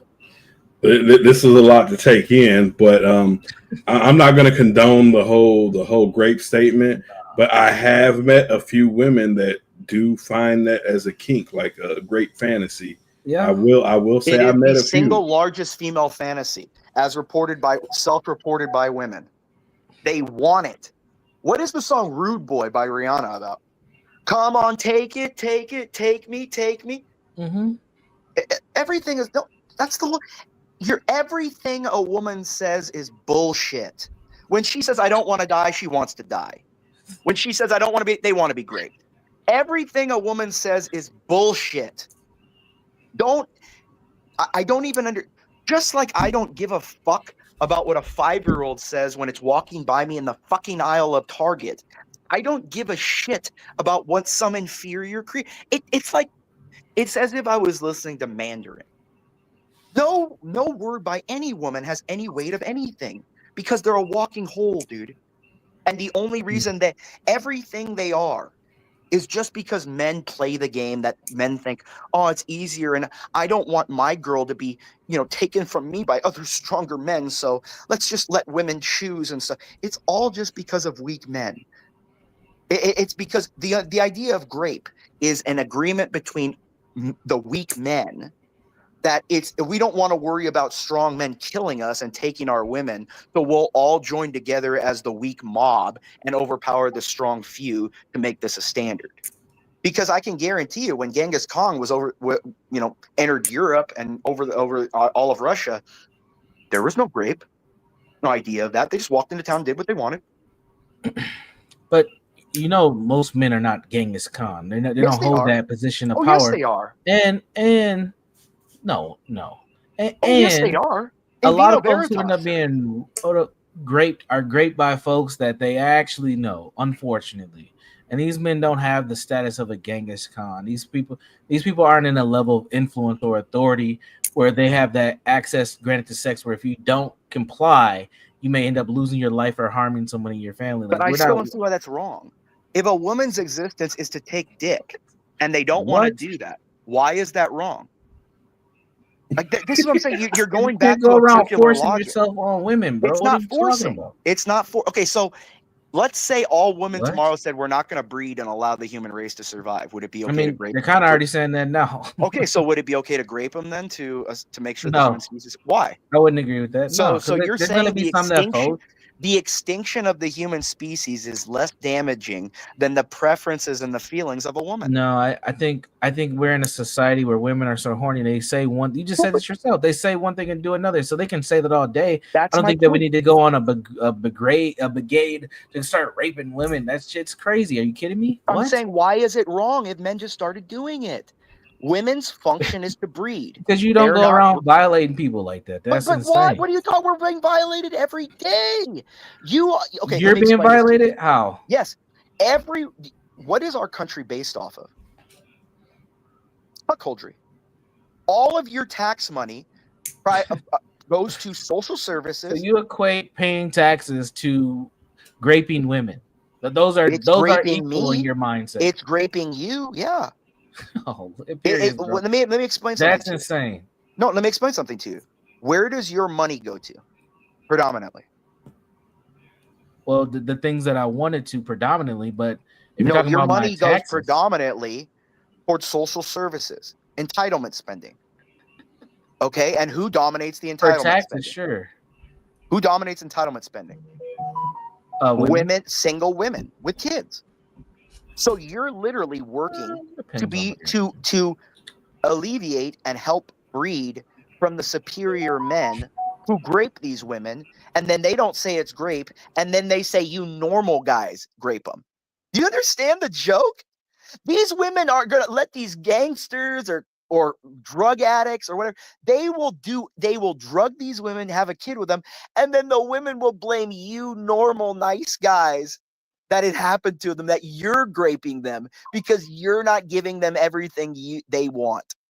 Do you understand who you're dealing with? Real quick, Universal. This is what I'm trying to say. You're dealing with the aspect of chaos. You know, and I'm not disagreeing with that, but hold on one second. Go ahead, speak. I did just want to point out something where you said most men are not Genghis Khan. Well, that doesn't really matter because let the power go out for more than a week. Exactly. You're going to see a lot of men turn into that. But sure, absolutely. They definitely need us for survival. And that's if you have men that know how to do something with the power. But at the end of the day, the access to sex is what I was talking about. Do they need us to survive? Absolutely. But does that mean that they should just automatically give us sex due to the authority? That I don't know if I'm rocking with that. No. What I'm saying. Hold on. What else are women than a sex object? What do they provide the human race? They consume more than they produce. They're useless as creatures to produce anything past 35. They can't be bred before 15. And the only time they can be bred is from 15 to 30 without getting autism. And then after that, why do you think women are so resentful that they have to work? You see any women in their 40s, 50s, and 60s working? No. They become troll women and they become liberal women and they live off the welfare system that they vote for to have them. So what you guys talking about? You guys understand who owns you? Jesus Christ, man. Look, this is all I was saying in response to the whole Genghis Khan thing. It's not about being on the status of a Genghis Khan. What I am saying is back when he was doing what he was doing, there were no laws or anything keeping men from raping people. And what I'm saying is let the power go out. Let a breakdown in society go down. You're going to see a lot of men doing that type of thing because that's the only thing holding them back now is because we have laws on the book stating that is wrong. Exactly. The only reason men don't do it is because like I said, the cumulative society of weak men have stated that if the strong men take what they want, we as the numbers, the quantity over quality, will Zerg rush them. That's all it is. The plebs will Zerg rush. Why do you think it's this ingrained bullshit? Like, if I see a woman get punched by a guy, I could care less. I keep walking. I don't really care about that. Mercy. I'm not disagreeing with that. I just don't understand why that means that they're okay to be great. Because they are. It changes from moment to moment. That's what I'm telling you. This shit's crazy. Whether they feel they were raped is on their preference in that moment. That's a fact. Listen, I don't got a lot of time here, but I'm on break. But I just want to say one thing. I'll just put a hot take out there. I have no idea what the topic is, but just to go off of Imperius, I'll say this. Men by definition are the nicer gender. Actually, we are the more sensible gender, just because if men were actually like savages, we'd be raping women all the time, or raping women all the time. That's a fact. Actually, that's also a fact. If you got some crazy background noise, just unmute when you're ready to talk. Sorry, bro, man. Go ahead. No, you're good. If a man actually was emotional, he'd be in jail. But we take an emotional woman and we give her a slap on the wrist. That's a fact. Mm-hmm. So at the end of the day, just based on average, the average civilian man is more stable and more trustworthy than an average civilian woman. That's all I want to say. Go ahead. Absolutely. Men love. Women are incapable of love. Men make the greatest works of art, the greatest architecture, the safest places, write the greatest poems, loves, everything for women. What do? When they want you, they just don't wear their underwear and bend over with a long shirt on. They're not romantic. They don't love. They kill their infants. Love is the ability to self-sacrifice. A woman will never self-sacrifice anything. That's not what they were designed to do. That's a fact. They were designed to look at your biology. What you are determines your mindset. They have an opening that can never be filled, no matter how much money they have, fame they have, attention they have. There is a hole down in the center of their body that they can never fill. All right. We do have a woman here. Ava, hey, is my audio horrible right now? Honest question. Why do we allow people who mute and ban people on other shows? Bitch, get the fuck out of here. If you're too afraid of me to talk to you on your show, Imperious, because you continually kept violating TOS on my. There's no TOS, you stupid fuck. I didn't violate TOS. I have to be careful. Shut the fuck up, bitch. You'll do what I fucking tell you. Shut the fuck up. No. I'm good. I know you're. I don't know why you even care to be on my. I care because I own this fucking platform. YouTube is mine, bitch. Don't you fucking understand? Everyone on this whole fucking platform knows who I am. Jesus. I don't want to. Bitch, I am a fucking D, lowercase. Respect who the fuck I am. Go ahead. Imperious. Pause for a second. Ava, how would you like to weigh in on this? Go ahead, Ava. There. She's nice, submissive now. That's how you deal with a woman. Mercy. No. Mercy. That's how you see her. She's all real tough and stuff. Put that real man told her to shut the fuck up.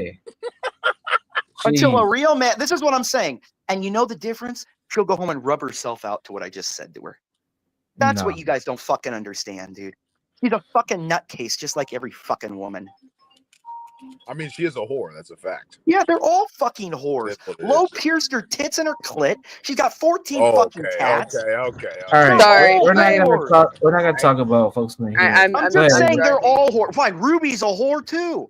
Oh Can I just make a point really quickly? I don't want to have to Is take that you it's the down, but same damn. it's the same thing of like, so there's a lot of women that like being spanked in bed. There's a lot of women that like being like physically dominated in an aggressive way, but that doesn't mean that they want to be physically abused by a man, It's things that are like exclusive to bedroom fantasies, but it doesn't actually translate to like I literally want to be raped. I'm just surprised no one has made that point because it seems like a pretty easy like flaw in his logic there.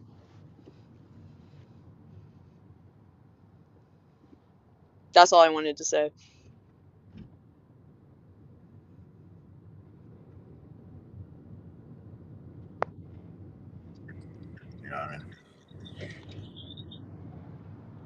It's just the difference between like fantasy and actually wanting something is just so different. Because like I know a married couple that the chick, she was like abused as a child in like SA way, and she was into like the CNC thing, consensual non-consent, which is like the grape fantasy thing, but like she didn't actually want him to just do it whenever.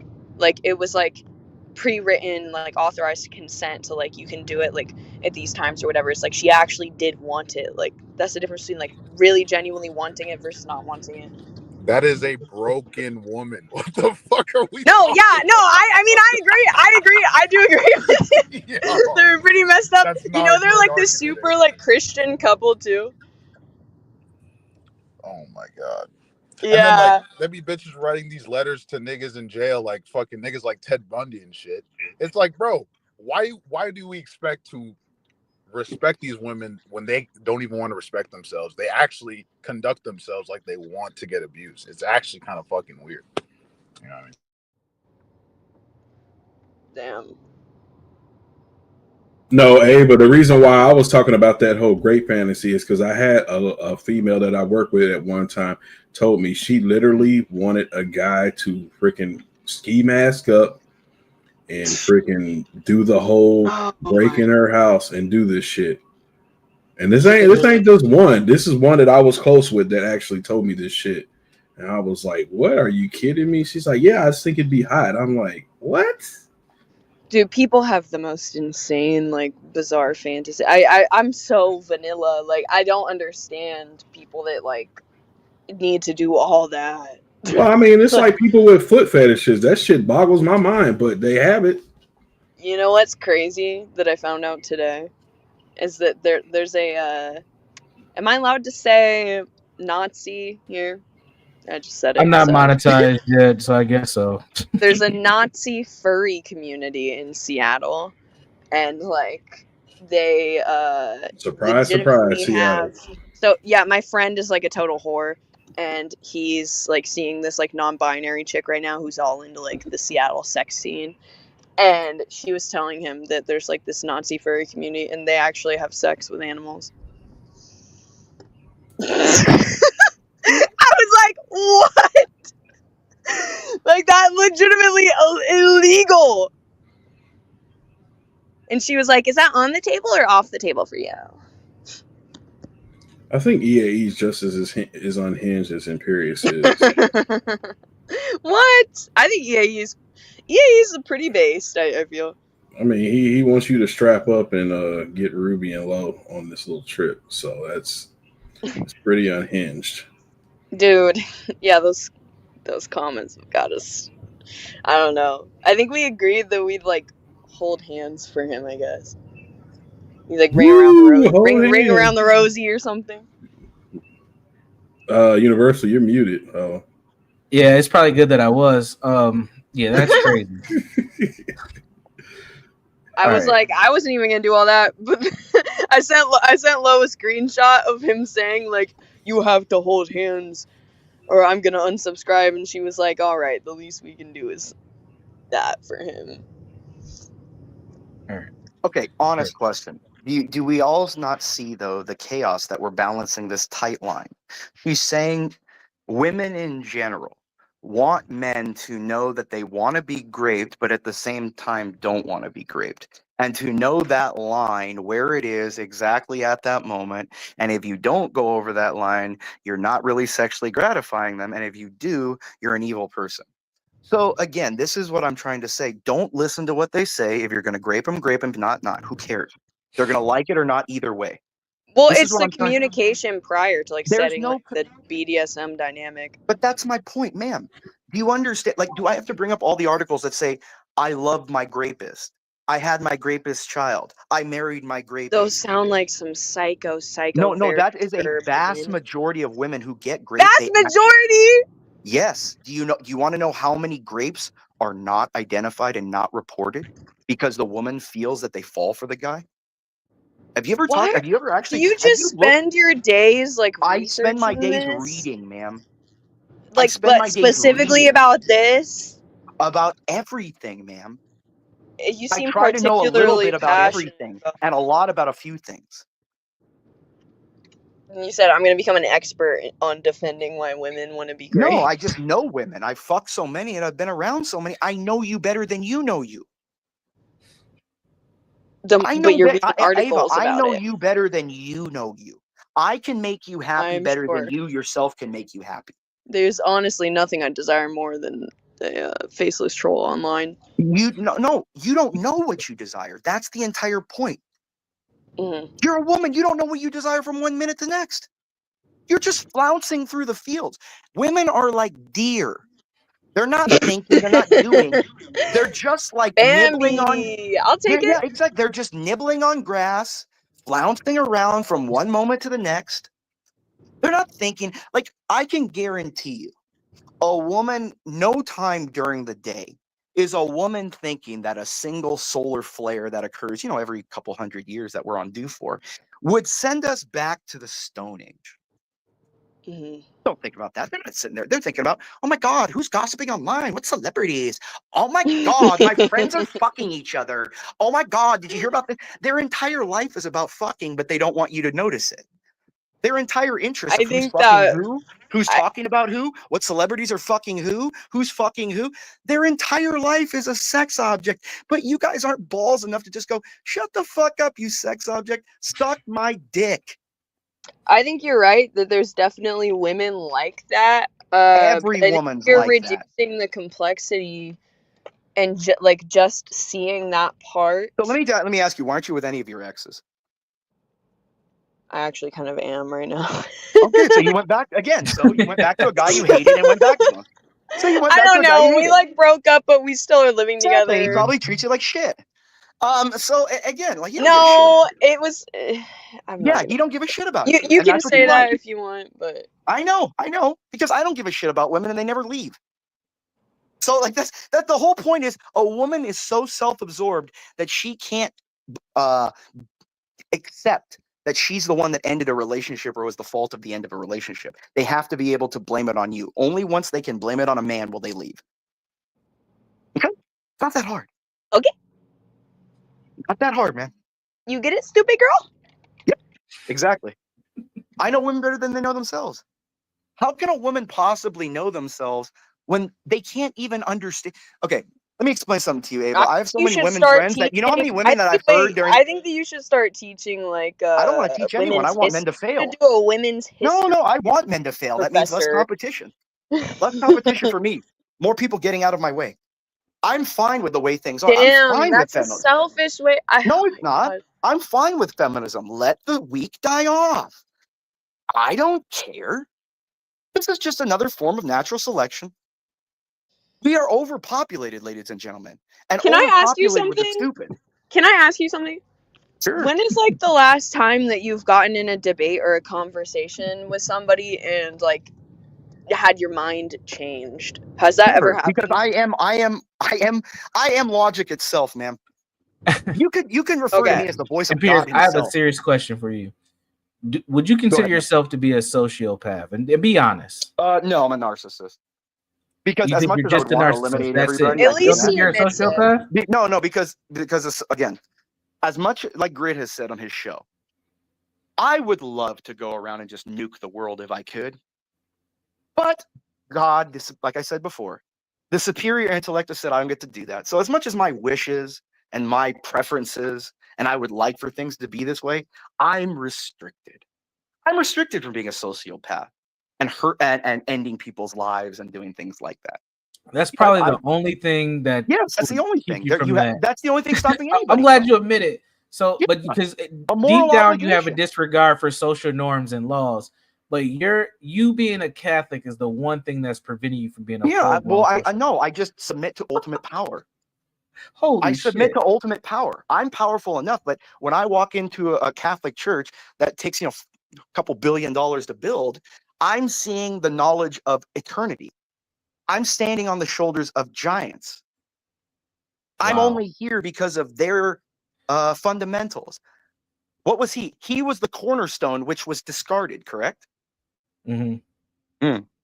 So again, I'm consistent on what I may want to. If I was, like, for example, if I was the emperor of the world, I would love to wipe out entire continents, but I wouldn't be able to.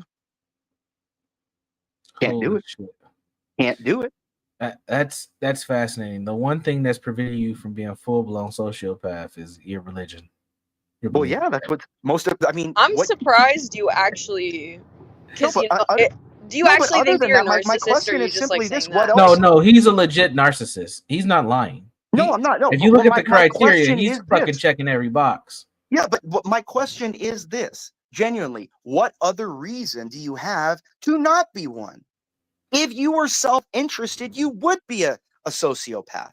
If you were self-interested, you would be a psychopath. What's wrong with Napster? But he gets all mad at me too. But well, I mean, the reason why people do become like narcissists is because they have like this deep wound from their childhood trauma or something. It's either that of like they have this deep self-loathing that they have to overcompensate for. No, I'm just psychotically. Well, it's always the self-loathing. No, it's just a constant need of competition because I like to know where I fit in the hierarchy.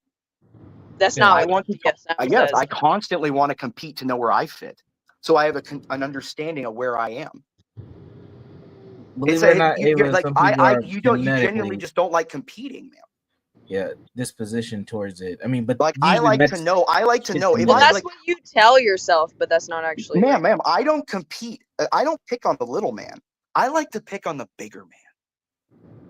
Oh, that's not true. It gets me hard. Because you like to fuck with women. It gets me hard, ma'am. It gets me hard when someone doesn't wait, know men get you hard?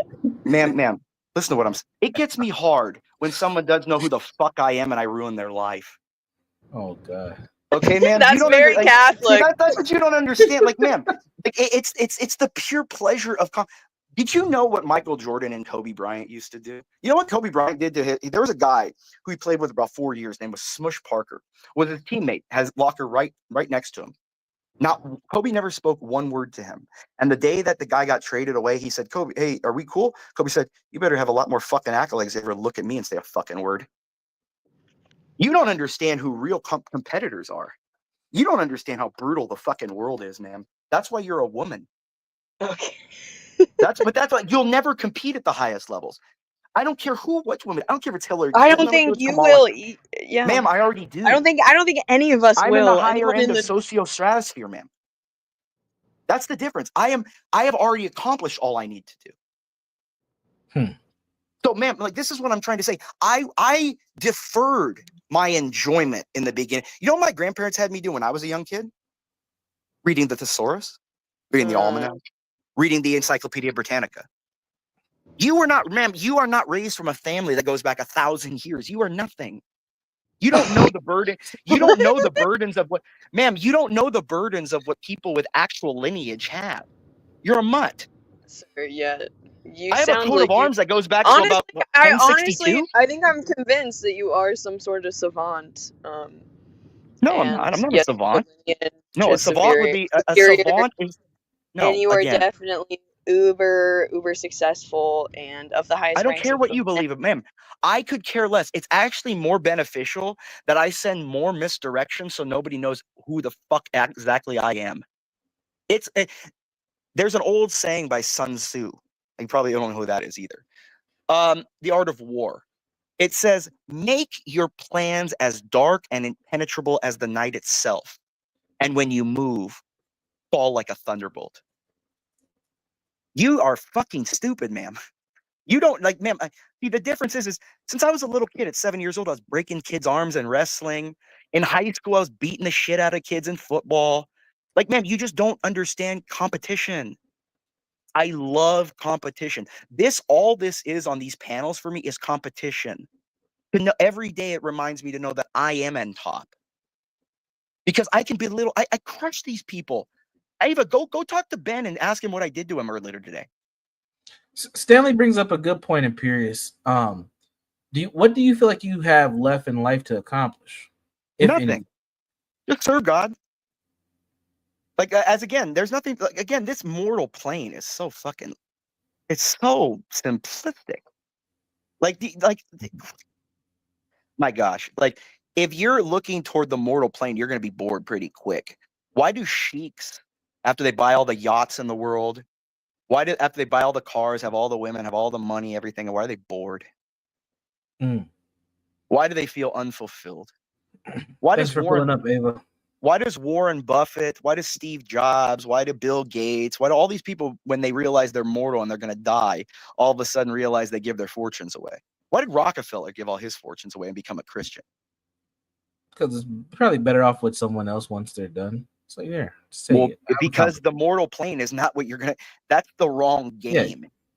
You're playing a very short-term game for a long-term non-existence.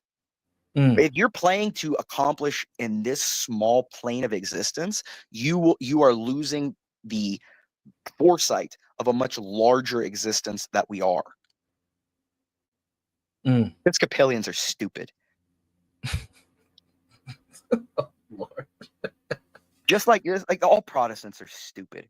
Because again, she can't why do Protestants have 35,000 sects? Because specifically, they believe in sola scriptura and sola fide. That means that if they interpret the faith their way, you can't tell them they're wrong. Because it all is different to everybody.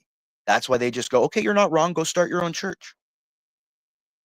That's why you have 30. So again, it's just subjective morality of people who prefer things, not being dictated and told by the originator. The difference is Rome has kept the word from the beginning and dictated.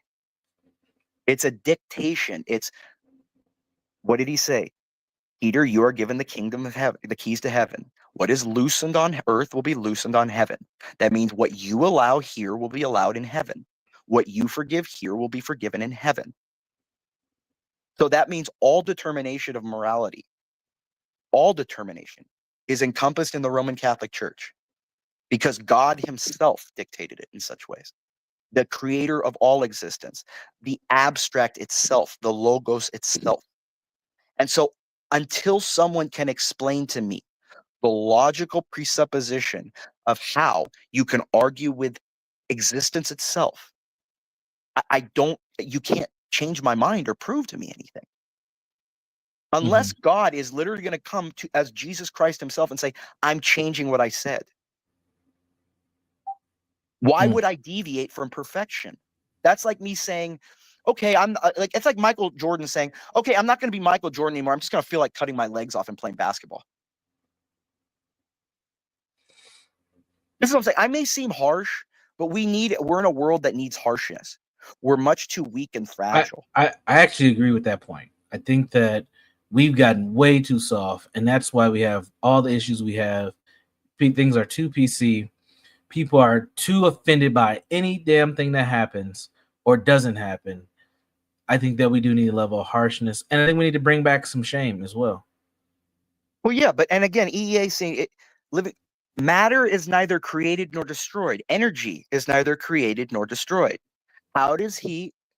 This is what I mean by EAE. Even though EAE believes he's very like scientific and how is he like coagulating and trying to compensate for those things?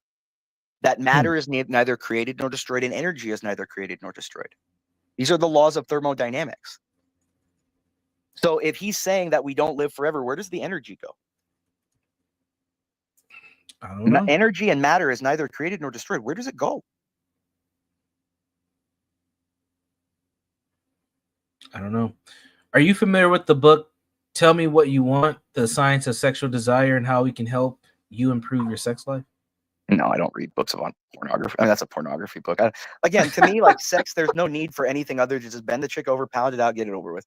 It's not some like miraculous act. Like I don't sit there enjoying it all the time. It's just it's a biological function that needs to be done. I want to get it out of the way so I can get back to my mind of what I want it to be on. Like, you know what I mean? Like it's just it's more of if you get to a point where sex has been easy and it's more of a distractor than anything. Like if you really like, I would most times would rather love to go to the gym all the time and not look at women and go, oh, she's pretty cute, and get distracted for a second. I would love that. I would love to be able to alleviate that and keep my mind on what. That's why Newton was such a master, because he lived a virgin, died a virgin, secluded himself, said women were a disease, said most people should not exist. Like that's the most intelligent man to ever exist. When you get to a certain level of intellect, you despise the human race because you see them as them being in your vicinity is actually holding you back. The fact that I have to live by the standards of inferior creatures holds me back. You understand? Like I'm living in the social contract that we all live together in a society. Right. Okay. And that in itself affects me because I believe the superior should dominate the inferior. Who are some of your bigger influences? Or Napoleon. Do you have Napoleon? Anyone else? Pope Pius X. What's his name? God, what's his Saint? What was his name? He's the patron saint of France. God damn it. Anyways, he was the one that says a Christian should argue with a heretic as long as it takes to embowel them through the ass with the sword. In so many words. So again, yes, I again Napoleon, Augustus probably, or Octavius, Sun Tzu. I mean, even Confucius in some ways. I would say Marcus Aurelius probably has some influence. I think he was a great mind. Mm-hmm. God, I mean Kant, Nietzsche. I mean, again, I tried to Adolf. I mean, Adolf wasn't wrong on everything. No. Again, to overarchingly just say Adolf was wrong about everything minimalizes that he absolutely transformed Germany from a destroyed country to a prosperous first world nation again in less than 10 years. So yes, you could say that some things he did was morally incorrect, but you can't say his governance structure was wrong. I mean, that's what I thought. I didn't say anything. I was like, is that no? The patron saint of America is the Our Lady of Guadalupe. Salute to James. James got all mad at me too. James is more of a calm guy. He does the thing is James should go over to the Catholics if he's going to be calm, because we have our warriors. Just let me deal with it. You can be the more how would I say scholastic Catholic, while you let me just go destroy everybody. See, the Orthodox try to go out there and destroy people when they don't know shit. There's a reason why Jay Dyer and Jim Bob run from me. Did you know? Universal, did you know when I debated Andrew Wilson, I got him to admit that the Roman Catholic Church is all that matters, and he literally said, yes, I agree, that the Orthodox Church is insignificant and false. I didn't know you debated him. Oh, well, how long ago was that? I'll check it out. How long ago? It was on Project VLD's channel. I'll try to send you the link later. Oh yeah, I torched him, dude. At the end, Andrew is tough talk that turns to can't we all just get along? Right. I don't want to get along with you. I don't believe you're a human being. You know what I'm saying? I have a complete different. That's what I'm saying. Like Andrew's an entertainer. I'm not an entertainer. I'm here to rule you. You know what I mean? Like I'm here to lead you as a father does to a child. You know what I mean? As my father did to me. Yeah. If you send me the link on Discord and then I'll check it out. I'll review it too if you want me to. But yeah, how long ago did you debate Andrew Wilson? God, it's about 4 or 5 months ago, I think now. Oh, it was recent. Okay. Yeah, nice. Yeah, it was like a couple hours too. I mean, I was torching him. I was brutal to him, dude, because his whole shtick is he goes in somewhere and tries to act tough, but then he met me. You broke him. I broke him. Oh, well, I told him I fucked his wife and his daughter will be in my bed, when she turns 18 and all that kind of shit. Yeah. Well, no, he's a punk bitch, dude. Like, dude, I found it. Yeah, dude, I went into dude. You know what black people in my high school did as jokes? They used to draw Swazis all over shit. We thought it was all funny. You've told me this story before. Yes, that's what I'm saying. I come from a different world, dude. Like, I just don't come from this world of like pussy shit, dude. Like, it's a different time, man. It's a different time. That's what my mom tells me that I was an old soul. I'm an old soul, she says. I genuinely believe I should have been in like the time of Christ or something. I should have been like a centurion or something. Sometimes I wish I was the centurion that looked up to Christ and said, with assurances, this man was the Son of God. Or sometimes I wish I was Pontius Pilate. You know what the Jews said to him? What did he put on Christ? What did Pontius Pilate put on Christ's cross? You remember? No, I don't. Behold, the King of the Jews. Now, the Jews went to Pilate when he put that on there, and they said, he's not our king. He's not the king. He's not. We want you to take him. Tell him he put on there. He says he's. And what did Pilate say? I have written what Rome has written. He was the King of the Jews. So again, there's things in history that people don't understand. Like EAE was arguing. Apparently EAE never read the letter Pontius Pilate wrote to Tiberius about Christ. Like, that's what I'm saying. Like, they're like, I don't know. I don't know where to begin sometimes. You know what I mean? Yeah. I am gonna wrap up the show here. I wasn't planning on being on when too you get long. a time, just listen to that. It's me torching him pretty much for Yeah, about an hour and a half. I will. Well, the funniest definitely argument was he was trying to argue the bar license attorney about the law. That's what I'm trying to say. That's what really is the the funniest part about him, is that he literally was arguing that a Curios and Relics, a fully automatic constant submachine gun, can't be mailed to a FFL 03 holder. Of course it can. It's no longer considered a firearm. It's a Curios and Relic. Like, he's a very, and even Ticky Tack, the gun guy jumped on it there. He's like, Andrew, you probably shouldn't be arguing this. So again, like, this is what I mean. Like, all these people are fake. That's why I go after Andrews, because he's trying to say he's the leader of my revolution. No, sir. You're an entertainer. Like I told him at the end of this debate, you're an entertainer. You're the crow in Dumbo. Dance for me. Why can't I treat you any way I want, since you're just an entertainer? Like I treat actors any way I want. And he couldn't answer. I said, Andrew, why can't I go and take your wife from her because she'd want to fuck me more than you? Why, Andrew? He didn't say. And then he was like, oh yeah, you were trying to dox my son. I'm like, I didn't dox anyone. Your daughter wants to fuck me already. She's already 20. She wants to fuck me. Wow. You understand that the man has the product of another man's balls running around his house that he's taking care of? That's the man that is trying to argue with me. A man that has the product of another man's balls running around his house. Like a lion, I could never deal with that. What do lions do to the cubs of another male?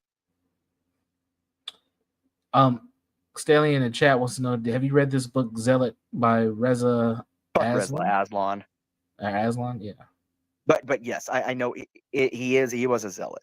In the time Christ, people forget Christ was a revolutionary. What he was talking about at the time was just as crazy as what I'm saying right now. Okay? Like, people forget. Yes, he wrote the letter to Tiberius stating that this man had conducted miracles, and that the Jews wanted him executed for these miracles, and that he didn't want to do it, but he had to.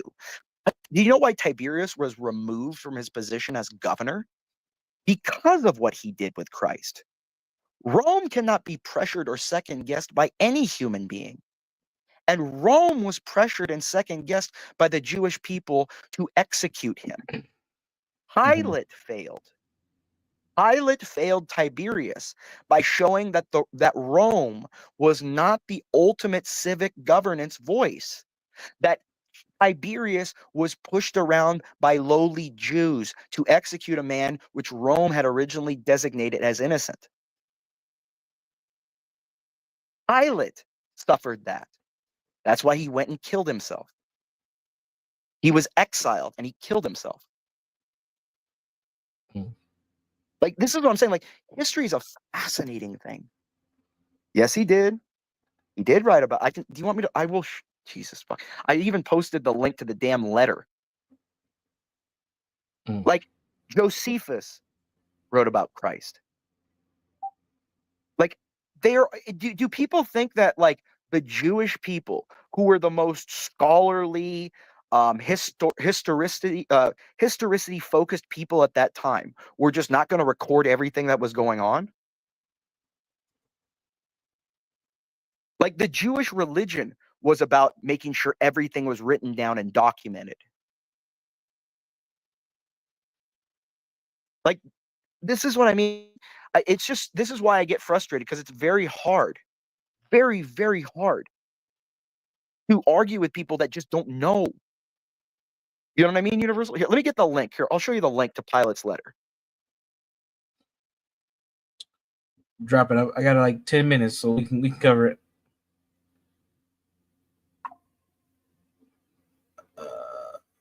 Yes, Stella, I'll wait till he drops it in the back. I'll put it out.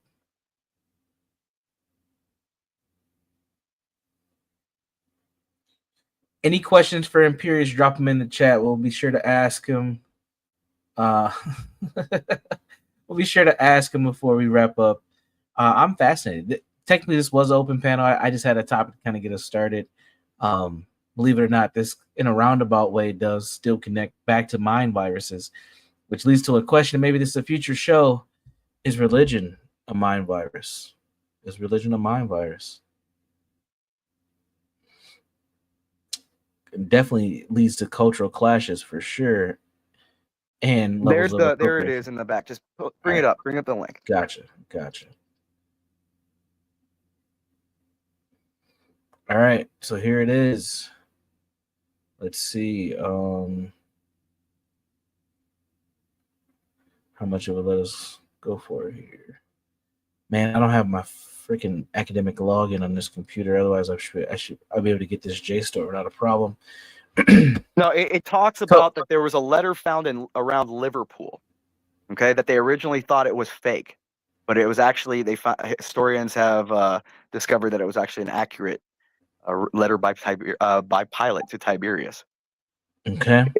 Sorry, Claudius, not Tiberius. Claudius. It was to Claudius. And what did this letter contain, Imperius? Tell me more. Well, just kind of a what would you say? A civic documentation of an explanation of why there is this strife going on in who was this man that Rome had to hear about causing issues.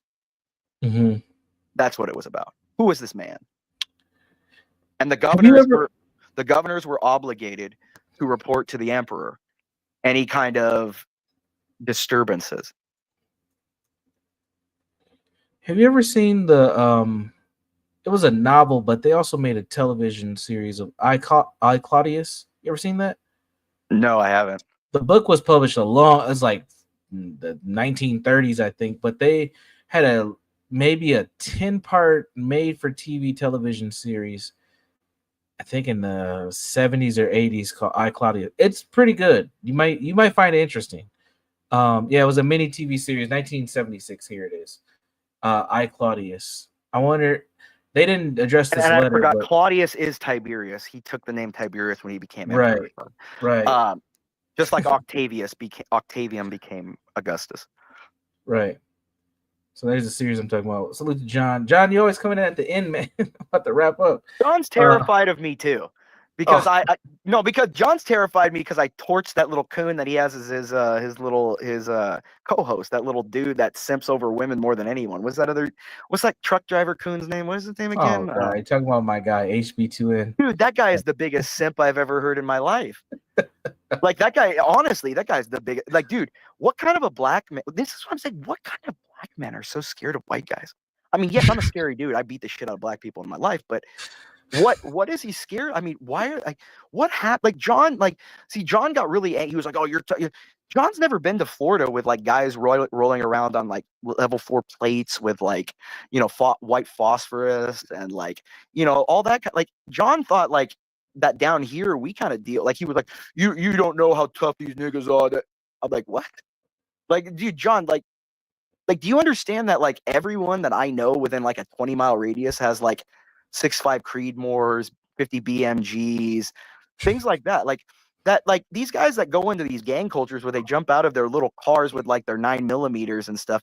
What happens when a 50 BMG hits that vehicle from like 2,000 yards away and the vehicle explodes before they even get to their stop?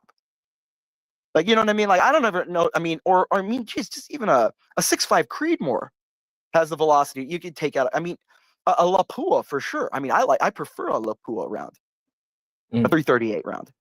I mean, this is what I'm saying. Like white people are so much more terrifying than any gang or anything. That's why black people and Mexicans in the back of their mind, they're always saying white people are the scary ones. Because everybody knows deep in their deep souls when white people have enough, it's over, dude. Like, I mean, you got to realize when white people get tired of killing everybody else, they kill themselves, kill each other. What do you think the world wars were? You know what I mean? They got tired of colonialism, so they tried to kill each other. Do you have any relics of the saints, Imperius? No. I find that as you're not supposed to own any relics yourself. An actual relic should only be owned by the church. For example, in Brazil, there is a relic of the Peace of the Cross. In Brazil, you can't possess that. The church can only possess that. So an actual relic, if you possess that, you're in trouble. So I don't possess a relic. I possess, like, do I have items that I've had blessed by the Vatican or whatever? Sure. I mean, that's yeah, but that's not an actual relic. No, I'm not capable of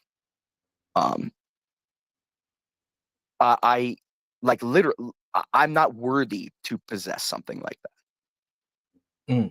You get what I'm saying? Like I'm only a man.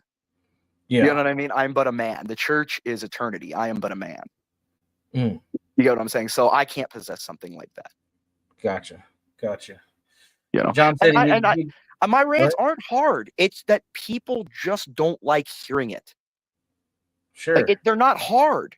It's just uncomfortability. People need to be more uncomfortable. It's good to be uncomfortable. Our great-great-grandfathers were uncomfortable. That's why they built houses, roads, electricity, piping. I don't disagree with you, but you have to admit, Imperius, you take it a little too far often. Do I? No, but do I really? When you have like no, but I don't. Because you literally, this is what I'm saying. You had half of YouTube talking about World War III. Yeah, that was illogical, but yes. Okay, so are we talking? Is somehow people wishing, hoping, exciting for World War III because somehow the star people and everyone's control? Is that somehow worse than what I'm saying? Because what I'm saying is reality. Yeah, but this is why I get irritated. I told you I agree with a lot of what you said. I'm not a maniac. I'm ahead of the curve, and you guys would take heed to follow it. Like, I'm not there to freaking lead you to disaster. I'm telling you the very things I'm doing. So if my rants are hard, they're hard because they affect a person's emotions. Notice how I've never silenced anybody. I want the conflict with you. And the only time I'll silence you is when you try to run away from the conflict. If you're a coward, you no longer get to voice your opinion anywhere. Just like I said to Ava. If you're gonna mute people in the coward, stay in your little fucking hole. You want to know what? You want to know a saying? You don't know one of my famous sayings that I like to keep in my head. What? Do you know what it is? Can you hear me? Hello? Yeah, Hello? I can hear you. Can you hear me? Oh, okay. Sorry. No, my sorry, it broke up for a second. There's an old quote. It says, if you can't take a little bloody nose, maybe you should go home and crawl under your bed. It's not safe out here. It's wondrous, with treasures to satiate desires both subtle and gross. But it's not for the timid.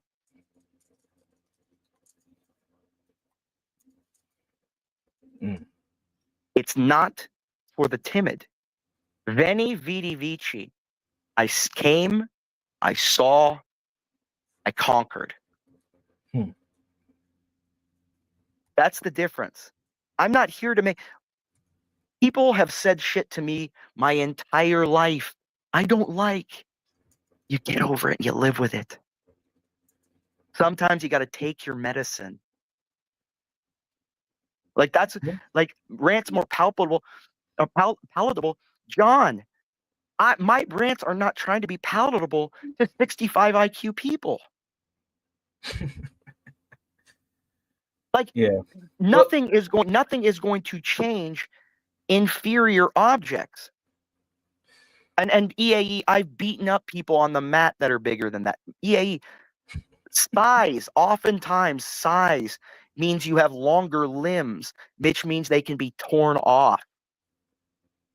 Like he literally thinks that like weight is actually not an advantage in a lot of things.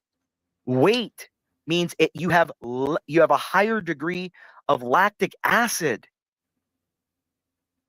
Your strength comes from your ability to go for long periods of time. I'll never forget when I talked to Tito. When I met him when I was young, I asked him, I said, what's the single one thing that you could give somebody if they want to be a good fighter? Salute to Quad. Salute to Wino. It says, your strength comes from your cardio. It doesn't matter how hard you hit. If you can't go for very long, you're going to lose. And there's nothing scarier than being so tired and seeing an enemy in front of you that you can't defend yourself. Got it. All right, Appearance, man. I'm gonna bid you adieu, sir. Have a good night, brother. No, like I said, I hope these people understand that my medicine that I'm giving you was the medicine that made me successful. And if you people ate the medicine of truth, that is the singular truth of reality, that we aren't special and that we need to learn to be told what to do, we will all be in a much better place. Have a good evening, Universal. Yeah, take care, sir. Peace out. Woo! Imperious, man. You know, I've said this on Discord. I've said this on streams with him. I don't disagree with a lot of what he says. I don't agree with his approach or how he says a lot of what he says. But god damn, that man talks a lot. And he can spurg out from time to time and threaten people. But if you can get him calm, he actually does make a lot of sense. Feed your head. He can make some sense here and there. I don't agree with everything. I definitely didn't agree with any of his grape commentary at all. I will make sure Lo says hi in the chat just for you, EAE. Expect her to pop up here in a moment for you. Just for you. But man, yeah, I mean, Imperious is Imperious. I'm glad that he feels comfortable enough to come over here and be somewhat civil. Salute to Abe who came by. Salute to Speak who hopped up as well. Salute to Brown Man popped in. And all of you all coming in. Maybe I should have started a later stream. There you go, EAE. There you go. There you go. Told you. So maybe I should start a later stream. But I want to hop in. I did not feel like streaming today, but I want to maintain some level of consistency as best as possible. That's not me, man. That's not me. I didn't switch over. That's her. Prove that it's you, Lo. I'll keep my hands right here. See, great stream, UJ. That's not me. Today's topic was on mind viruses and cultural appropriation. You know, it is. Yeah, he doesn't believe it. Lo, hit the link. Hit the link, Lo. Just pop up real quick. You don't even got a cam up just to prove that it's you. Just to prove that it's you. He doesn't believe it. How can you not believe it, man? Come on, you gotta trust Universal. Come on. See, hey Quad, that's not me. That's not me. So, a couple things that we could say for sure about Imperious. I think he does highlight the point of my whole topic of the day, which was mind viruses. Not that he is impacted by the mind virus, but for sure, he definitely is spreading one.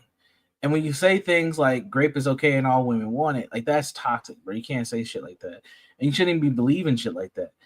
The other points that he had on there, I think, are accurate, but that's no, you can't say that. And I think that's the mind virus thing where we find ourselves in this level of comfortability where people can say whatever and anything, and it just gets spread. It's insane. But anyway, the princess of YouTube is here. What's up, Lo?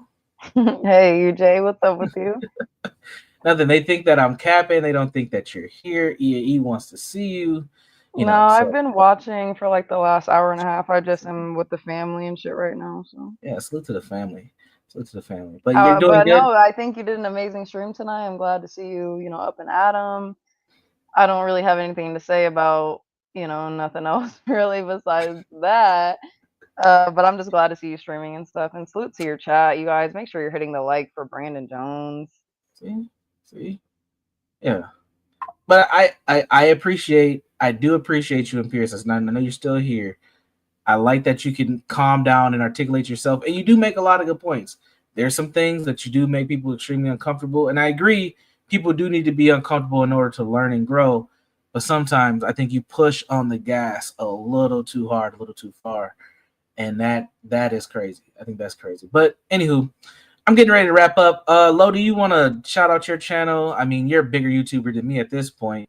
Shit, I need you to do some I'm good, honestly. I mean, everyone's kind of not been seeing me around, which I don't plan to be, if I'm being honest. Like, at least until the trip, just because I'm doing my own shit in life. But, salute to everybody in the chat. I'm glad to see you guys over here supporting Universal, and that's all that I really care about. So salute to you guys.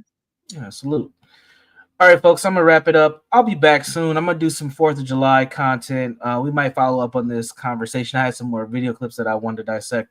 And definitely I'll go over Pierce's conversation with Andrew Wilson as well. I think that should be interesting. So make sure you subscribe, share this clip with other people, and we'll get back to it another time. Take care. Peace. Oh my God, it's just such an unbelievable moment. Brandon, you also told me, as you can hear the chants from the crowd,